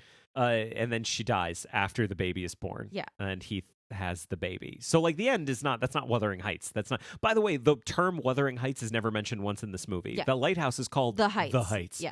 But then later in the movie, the girl has grown up a bit and he's out there with his motorcycle being a good, cool music motorcycle dad with his daughter. And as they drive away, we look up to the top of the lighthouse and there's Erica Christensen in a white dress. If she didn't look exactly the way she did earlier, I would almost think that he had placed her body up. Like, what's the thing on the front of the ship called? I don't know. Like Waldorf and Statler in Muppet Treasure Island. What's that called? I just don't know what it's called. It's like he did that. Like the person on the front of the ship, like bleh. Yeah, it almost like he took her body and did that, but clearly she's like a ghost. Yeah. But the thing is, we're seeing it through a telescope. And then the movie ends. And I'm just like, who's looking through the telescope? Things mean things. Words mean things. Images mean things. There has to be meaning behind things. No, there doesn't. It's a bad movie. We should move on. Garbage. Then we get to 2009. Oh my God. Jeremy is about to go off because he could not have been happier. I'm going to say some things that you're going to disagree with. I might even say something that will upset you. We disagreed on this film a little bit. This is a miniseries. Yes. It was directed by, I am going to pronounce the last name wrong. Is it Gedrick? Her sister is the host of The Great British Bake Off. Was the host, Mel. Because when Mel and Sue were the hosts, I've loved all the hosts. I have no problem with any of the hosts. I was sad when Mel and Sue left and they were replaced by, Noel, who's coming up again on this show. It's nice that Noel Fielding got to make an appearance in episode 2 of Wuthering Heights as well as episode 1. Yeah. Mel's older sister, Koki, directed a miniseries in 2009. It was written by Peter Bowker. It was, 3 episodes? Something like that. Something like that. Starred Tom Hardy as Heathcliff, Charlotte Riley as Catherine Earnshaw.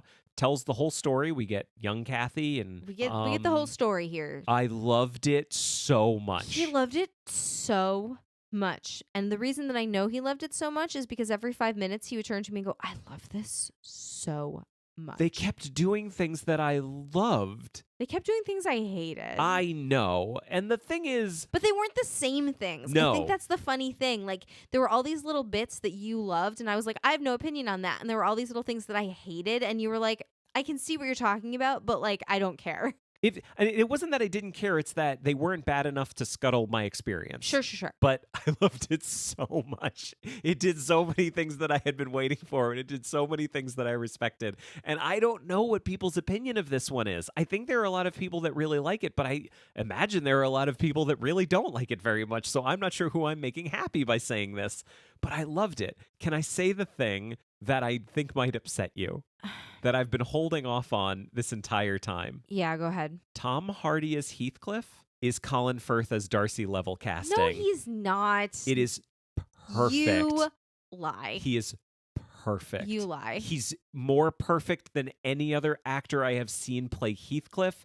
It is perfect casting. I honestly might agree to that. Like, he's the best that we've seen. I would not agree to this is perfect, like, Darcy level casting. That is fighting words. Fighting words. I thought he was incredible from the first second he was on screen. He is the best person to play Heathcliff ever. Sweetie. What? Sweetie. What? Don't look at me. Oh my God, it was so good. It was so good. Okay, we need to talk about this. So Tom Hardy plays Heathcliff. Charlotte Riley plays Catherine Earnshaw. Andrew Lincoln is Edgar Linton, which is really cool because then Linton Heathcliff is played by a guy named Tom Payne, which is really nice as a Walking Dead fan. Okay. Because they were both on Walking Dead. That's fine. It was really weird. I had the thing that happens with... I don't know how much this is going to track for people, but Alexis Denisov was on Buffy and Angel for a long time. I only ever knew him with his British accent. But and he's American. He's American. He has a very, very fine British accent. And then the first time I ever heard him with an American accent, and every time subsequently, my reaction is, well, that's a fake accent. It's his actual accent. Yeah. Andrew Lincoln, for me, I never watched Love Actually enough for that to be the first thing I think of. Is he the guy with the cue cards? Yeah. Okay. Yeah. All right, I see that now. Which I'm glad everyone is kind of unified against at this point. Yeah. I think that's come up before. The tide has turned. I think the The cue cards is a bad idea. Yeah. Don't do it. It's a bad look. But I know him from Walking Dead so strongly that like hearing him with a British accent was like that feels fake to me. Mm-hmm. This Southern man does not have a British accent, but he does. I don't know where to start with this one. Do you want to start with the structure of the story? I mean, the structure of the story is such that we genuinely were confused as to whether we were watching episode 1. Do you remember that? Yes. It starts so late. Oh, no, it's 2 episodes. Yeah, now I remember. it is 2 episodes, and I thought we were watching the second one. And they did something with the structure that I liked a lot about this. I liked a lot about the structure and like the script. I had some beef with the production values. And I'm not going to argue with the production comments that you have to make. But the thing that I thought was really, really interesting is, you know how I was saying like before, like I didn't like it when you took Nellie out of capacity of narrator and we're not seeing it through any character's eyes. We're just like sort of seeing it. They made the choice in this that we're seeing everything through young Kathy's eyes. So basically it starts with her as a young woman and she's seeing all this stuff. She becomes aware of like, oh, I have this cousin that's coming, and he's there already. He's there already, and now he's being taken away, and like, what is happening? Can I just be super clear? The very first scene in the show is Linton being forced to leave Thrushcross Grange. Right. But we're all seeing this through young Kathy's eyes, and she is by far like the strong, like almost the narrator and the strongest character, I would say, in the whole thing. Like we see everything through her, and I really appreciated that structure. Like I like that they were trying something new. Like again, it's not the structure that I have yet to see the structure that I want to see, but I enjoyed that they were doing something new with it. Yeah, it's this thing where we get this whole beginning, we meet everybody but Heathcliff, and then Linton and Edgar travel to Wuthering Heights. They go in and they go up to it, and then suddenly out comes Tom Hardy. Yeah. We haven't met him, so we're seeing him as old Heathcliff for the first time, and I don't know what I was expecting. He is doing that Tom Hardy, beautiful, charismatic, batshit characterization that only he can do. I don't know. Something has happened to me in the last few years. I was always aware of Tom Hardy. I am now, I think, I'm not even going to say I'm a huge Tom Hardy fan. I'm just saying when he's right for something, he is right for something. Sure. And he is a fascinating actor who makes really crazy choices that work. Yeah. And he's doing this accent. He sounds like Bane from the Batman from the Dark Knight Rises, but also Yorkshire. Yeah. Which is Yorkshire Bane. Which is great. And Yeah. I kind of loved. And then we get Kathy coming and he abducts her. And we were kind of wondering, when is the flashback going to happen? Yeah. By this point, we'd kind of realized, oh no, this is episode 1. This is how we're meant to be watching this. Yeah. Finally, Kathy's abducted. She knows that he wants her to marry Linton. All of this happens. She meets Nellie. Nellie shows up. Nellie is taken into the room. We're like, oh, now the flashback is surely going to happen. And then it did? It didn't. We're still there. Right. When does it finally happen? And like, not for a minute. Can I read through the series of notes that I had on the costumes? I'd love to devote a good section to this because I think this is a genuine beef. I fully support your beef on this level, and I would like to hear what you have to say. I just want to read, we'll dive into it a little deeper, but I just want to read all of my like bullet points that I had taken notes on throughout as we were watching. Kathy is wearing a pea coat and has super modern hair. Everything she's wearing is from Forever 21. Fucking mishmash of eras. What is with all the scarves? The fashion it felt like the mid 2000s Robin Hood show. Yeah. Which wasn't trying to be authentic to any time period. No.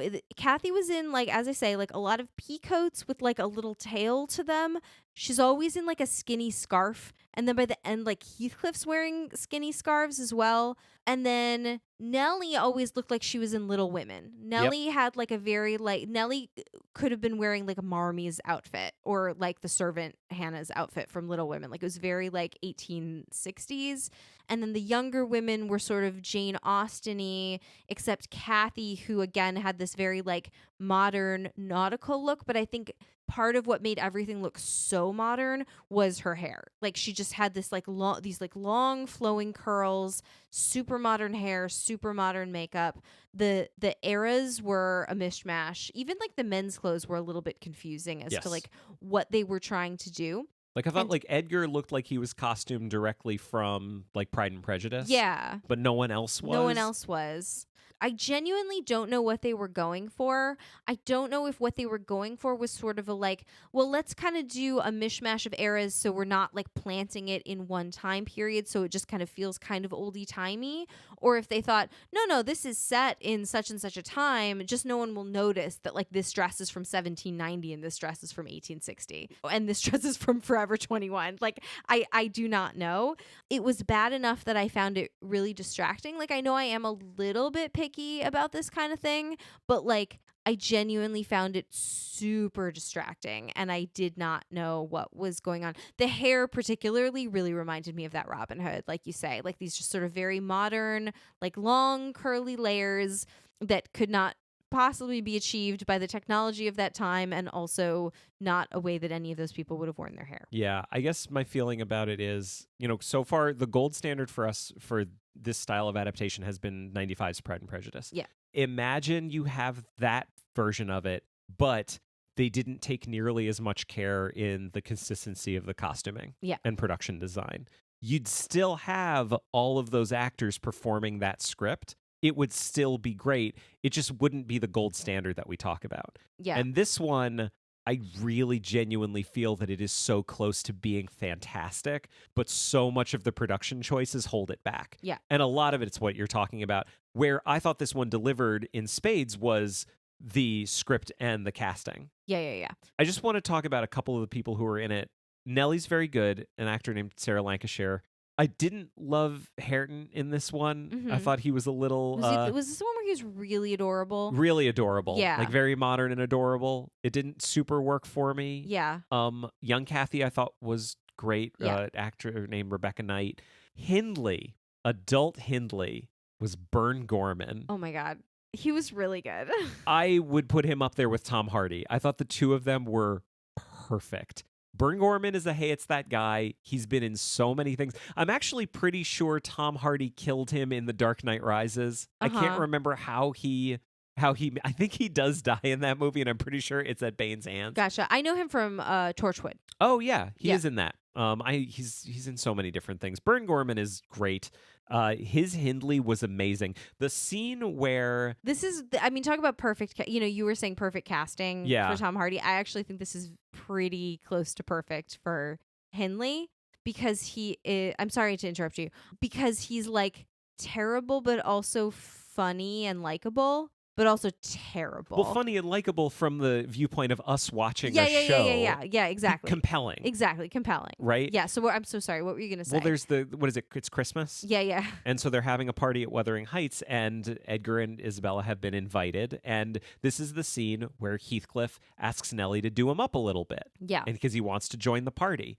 And he comes in, and of course it never goes well. And in every version, it goes poorly in a slightly different way. Right. Like sometimes they all laugh at him, and sometimes it gets violent. In this one, it gets violent immediately because Edgar's like, here, take my hat. And he says, I am not your servant. And then Hindley and Heathcliff start having a fight. Kathy slaps Hindley's face or something like that. Something like that. Basically, the way the scene ends, Hindley has taken Heathcliff out to whip him. We hear the whipping while we are with Edgar and Isabella in the party, and then Hindley just comes back in exhausted with his face bleeding. Kind of like dusting off his hands. Going, well, back to the party, starts serving himself some food and starts talking to them about like the weather. It's incredible. It is such a funny scene. And it's not only funny, like it is also dramatic and heartbreaking. It's so many different things, but funny is one of the things that it is. Yeah. It's so good. Yeah. It's pretty funny. Can I please talk about the scene that I liked, my favorite scene? Okay. So poor Isabella, again, you feel really sorry, I think, for Isabella in this one. She's just in way over her head and made some decisions that were not good. And so, correct me if I'm wrong, Heathcliff has like married her and like taken her to London, I think, or somewhere else. He's taken her somewhere. They're in like a hotel or an inn or something somewhere. And it's their like wedding night, and we were coming off of these other versions that were like really violent. We had seen Isabella be like brutally raped at one point by Heathcliff in a different version, and we're just like, oh my god, because this movie is like kind of raw, like, so we were like, it was interesting what they had done up to this point, so we were like, oh my god, what is gonna happen? And you just see them in bed, and she's like, he's inside her. He's fully like boning her. He's on top. Sorry to be graphic. He's on top. It's so graphic. She's like looking up into his eyes, and he just whispers, "Don't look at me." And she her face just like is a little puzzled, and he goes, just again whispering but slightly stronger, "Don't look at me." Like it's a command. Yeah. He's not pleading with her, "Don't look at me." He is commanding her not to look at him. And then we just see her turn her head slowly to the side and stare out at us, the audience. And I looked at you and I was like, that is brutal. Yeah. You just see, she's so good in this because you see every poor decision she has made up until this point. You see the gravity of it all falling on her. On her face. That this is not going to be what she wanted. Yeah. Because we have, as you say, we've seen other versions where his malevolence towards her is borne out in physical violence. Yeah. In this one, it is like purely emotional violence. Yeah. But like it was brutal in this. We were like both started laughing because it was so like. Or it was like a cathartic laughter because we were both so uncomfortable. Yeah. But amazing. Yeah. Amazing. I think "Don't look at me" is my favorite line from any of these versions. This had one of my other favorite lines from any of these ones. So there's a scene where Hindley is sitting there, and it's before Catherine has died, but it's after he has fallen to drink. And they're talking, and he's just kind of talking to no one, but he's talking to her a little bit, and he just goes, "A horsewhip for you and a fiddle for me." Which is, of course, these were the presents that... And I don't remember that being a line in the book. If it was, I apologize. I don't think it was. It's this beautiful line because it's just everything that he's saying. We expected life to be so different, but instead we got Heathcliff, and he has ruined our lives. Yeah. I hate him so much. Yeah. It was a beautiful line, and Burn Gorman delivers it perfectly. Another thing this version does that I don't think we saw in any other version is that Kathy chooses to have a direct conversation with Heathcliff about how it would essentially degrade her to marry him rather than like have a conversation with Nellie that he overhears. It's great. It's great. I loved it. Yeah. And I thought that was a pretty bold choice. Mm-hmm. The stuff about like the kid coming with the note and it's like the day after the wedding and like Heathcliff comes back and he's like, I heard you got married yesterday. It doesn't work as well for me, like sort of Edgar's feelings of betrayal when they've been married like literally a day and Heathcliff is now back. I kind of preferred the versions where it's like, oh no, they've been married like 4 years and they have this life together and Heathcliff has come in and it shows his power over Kathy because like he can instantly upset this like life that she's created and was kind of happy. Because even in the book, Nellie's like she was happy. Like she was fine. She liked this lifestyle. Mm-hmm. She didn't necessarily love Edgar with an overwhelming passion, but she actually was correct in saying, I'm going to enjoy being the richest woman in the neighborhood and enjoy having servants and gowns and carriages and throwing dinner parties. Like, that's something that I want. So it didn't work quite as well for me when Heathcliff is back and he's like, I heard you got married yesterday. She's like, fuck you, you know? Mm-hmm. So anyway, I didn't love that choice. That's fair. Can I talk about one or two things from my notes?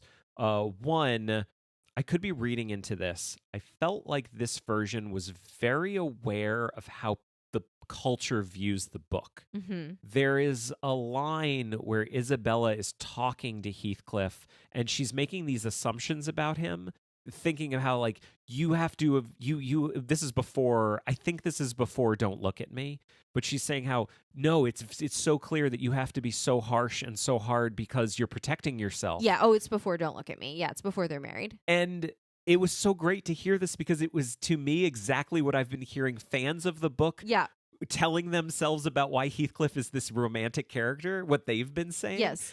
Isabella is tricky. She's fooling herself in exactly the same way that I think a lot of readers are fooling themselves. He must be so lonely. He must be so sad. He goes to extremes to convince us he's bad. Yes. He's merely a victim of fear and of pride. Look close, and there must be a sweet man inside.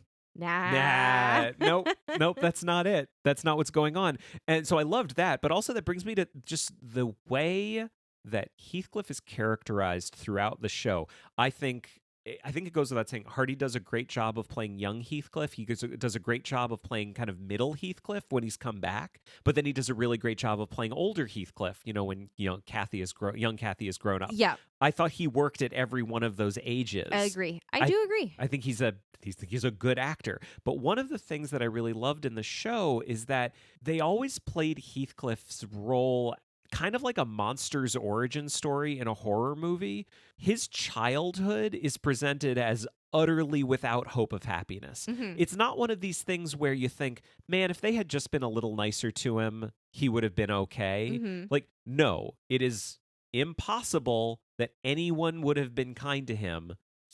It was inevitable that he was going to grow up to be this villain. It was inevitable that he was going to try to destroy everyone around him because he had this capacity.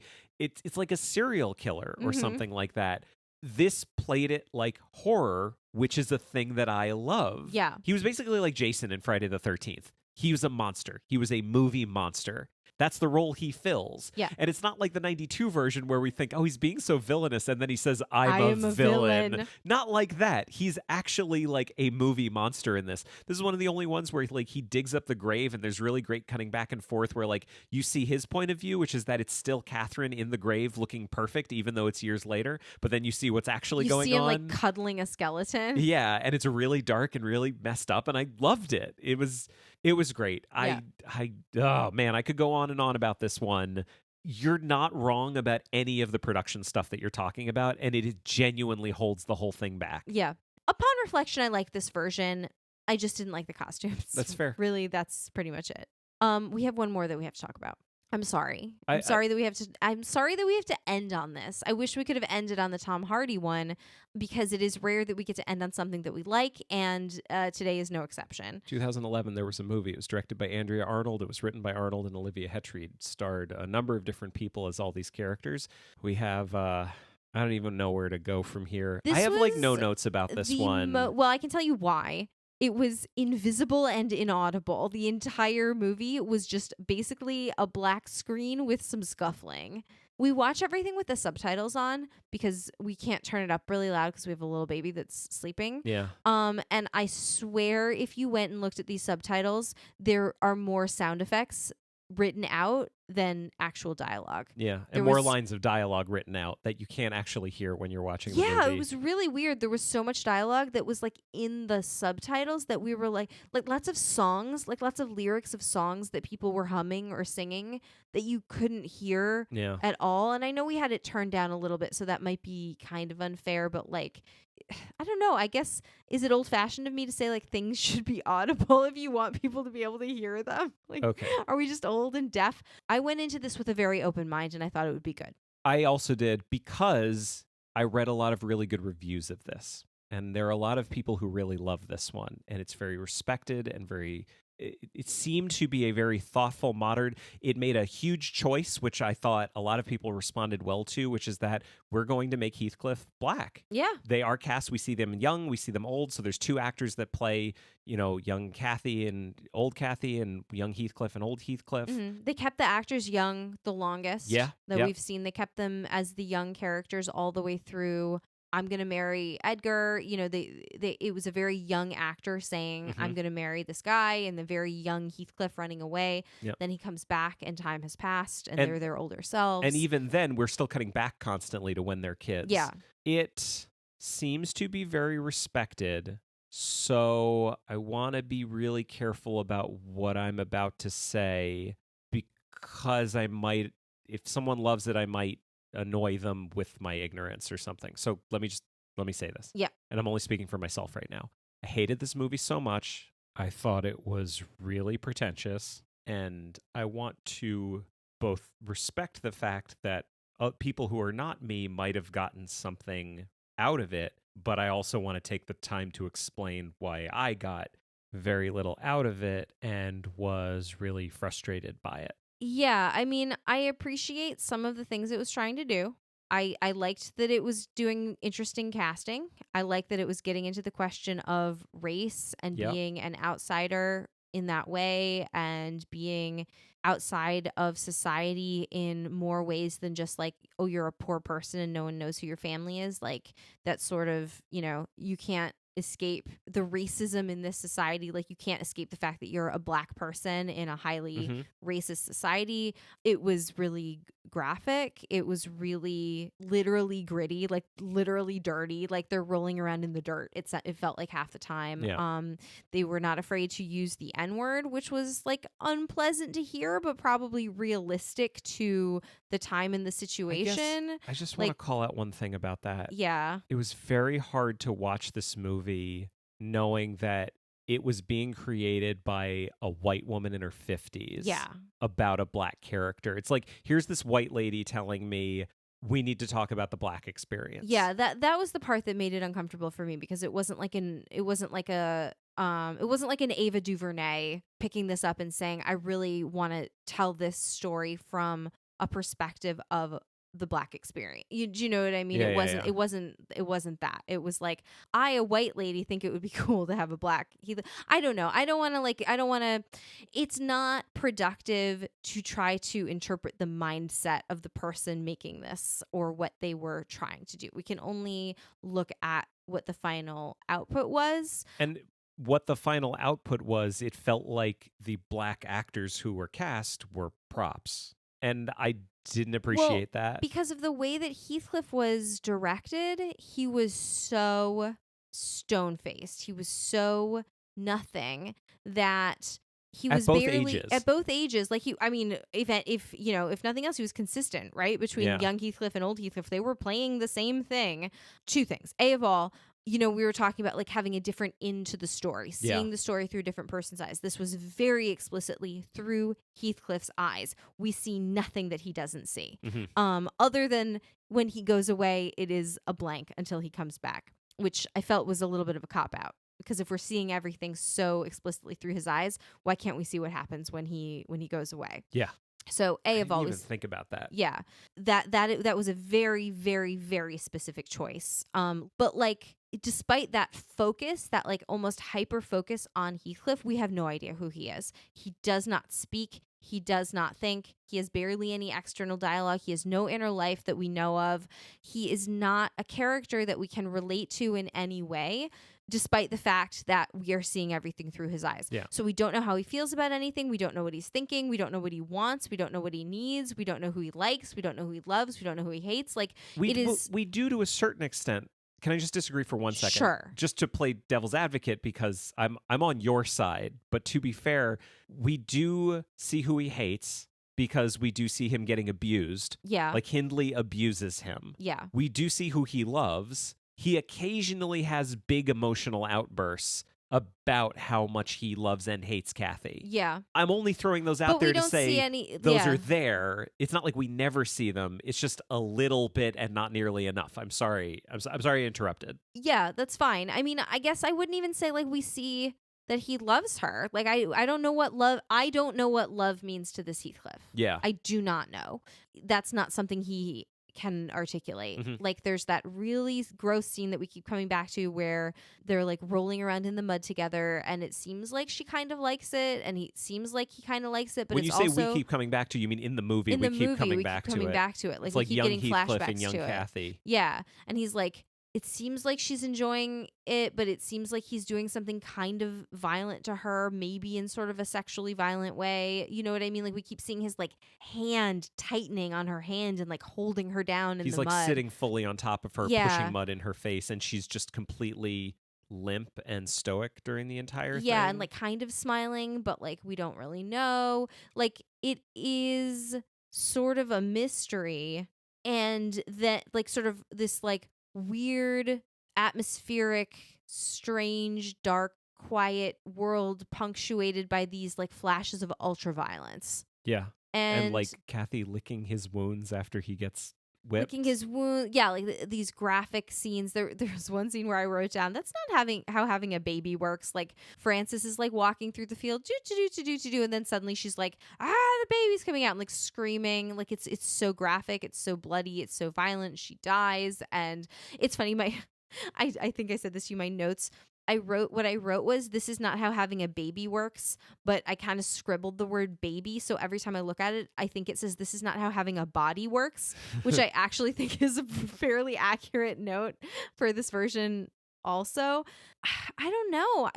It's hard. Like, I know it's funny to say, like, it's hard to know how to talk about it since I just talked your ear off for like 5 minutes. But Yeah. like at the end of the day, like, it was literally hard to see and hear what was happening. Well, this is one of my big issues about this is like, I don't see how working against clarity improves this story. Yeah. Because it works against clarity in every single way. We don't hear what people are saying in the mix. The movie is so dark as if to not know what's happening. We came into it with a very deep kind of understanding and knowledge of the story of Wuthering Heights. And we still don't know what's going on. And that was really helpful. I think it was helpful. I can't imagine what watching it was like without that. There's a thing, the movie is excessively handheld. Like, it's so handheld. It's almost like anyone who I've ever known who was a camera operator, they kind of pride themselves on how steady they can keep their camera. Yeah.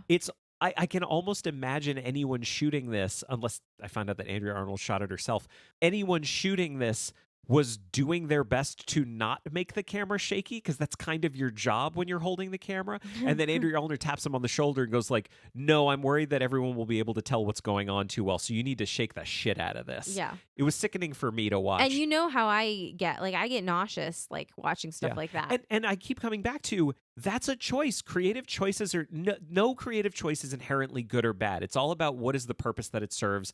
Does it help this be good? Does it help it be effective or understood or compelling? Does it help it tell?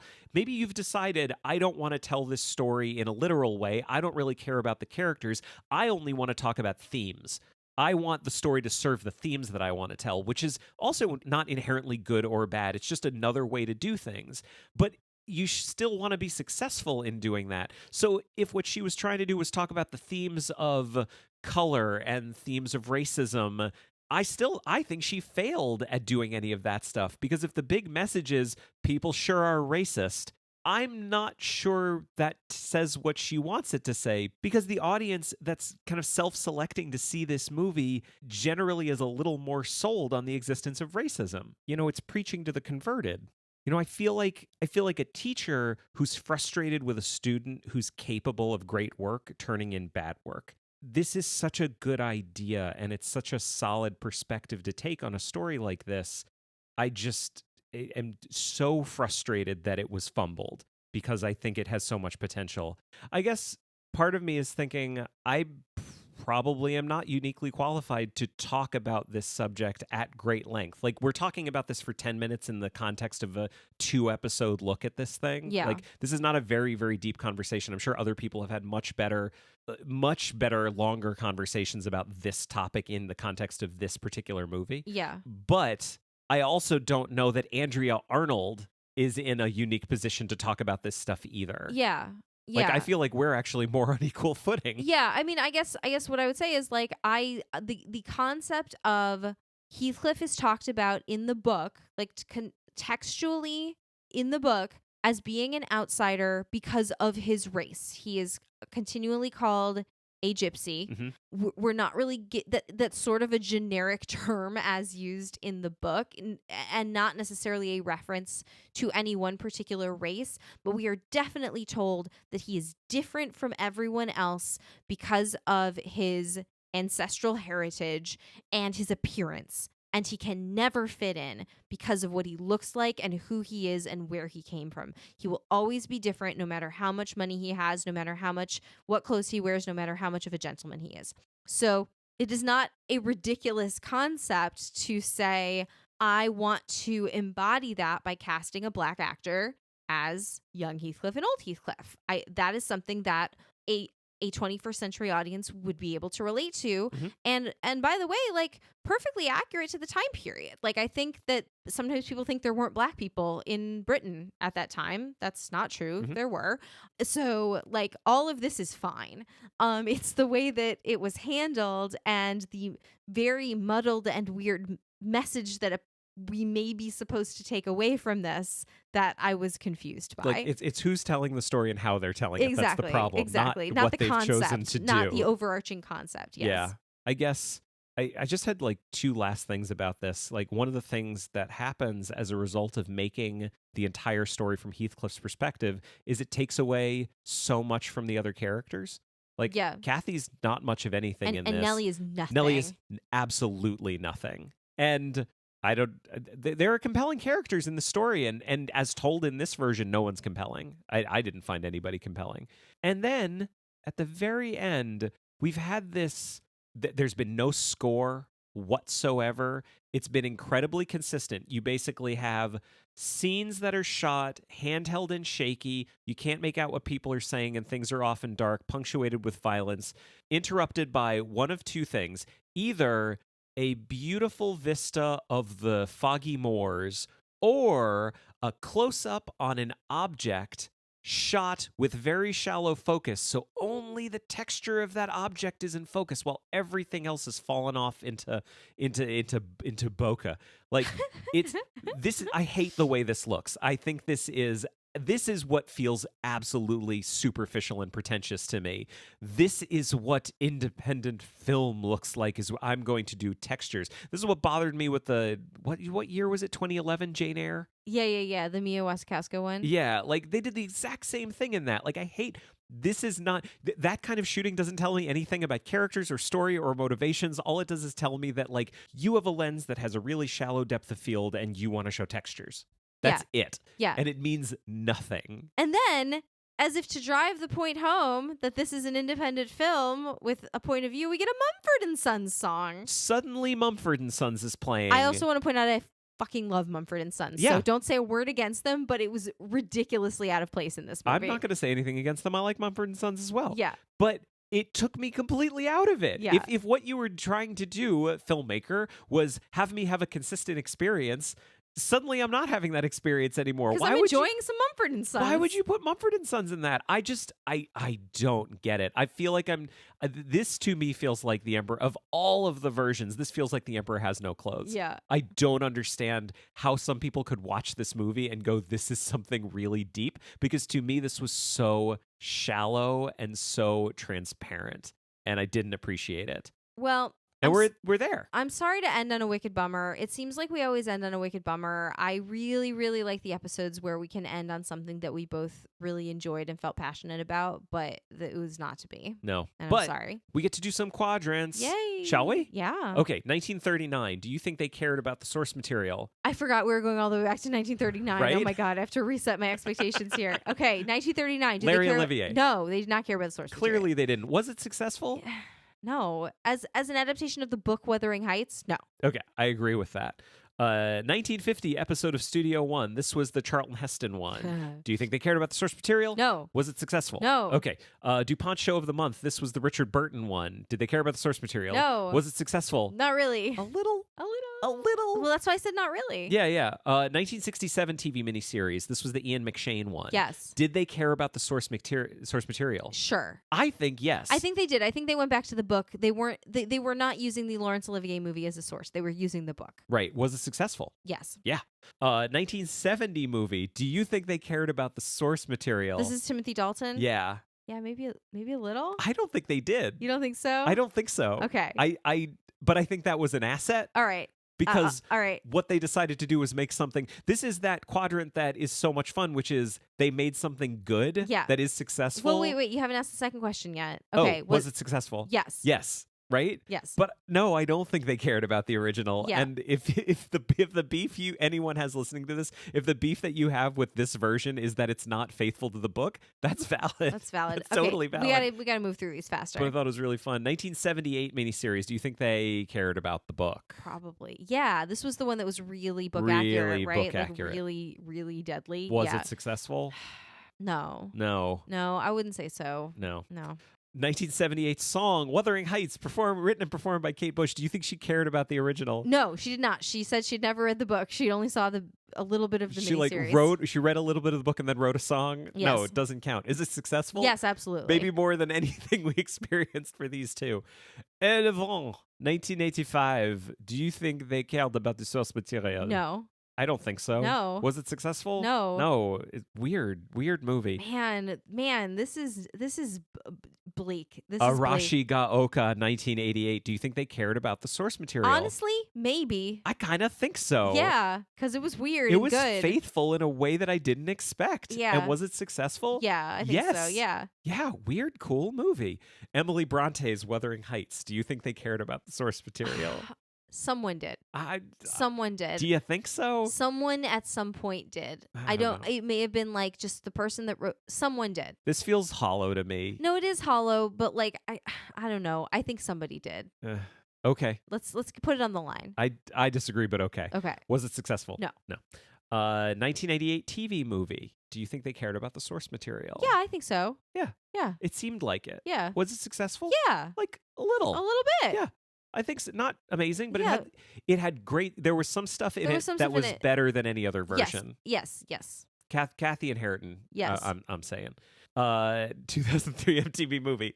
No. No and no. No. No and no. Okay, No. moving on. No. 2009 miniseries. Do you think they cared about the book? Yeah. Yeah. Sure. And was it successful? Sure. Yes. Yes. Yeah. 2011. Do you think Andrea Arnold cared about the book? Yeah, I really do. I agree with you. Honestly, maybe more than anyone that we've seen. If she heard us say what she said, I would imagine her reaction would be one of two things. Either, I don't give a fuck what these nobodies think of me. Yeah. And two, how dare they say that? I love Wuthering Heights. Yeah. That wouldn't surprise me. Was it successful? No, it was not successful. I hated it. Yes. Are we done? I think. Is it finished?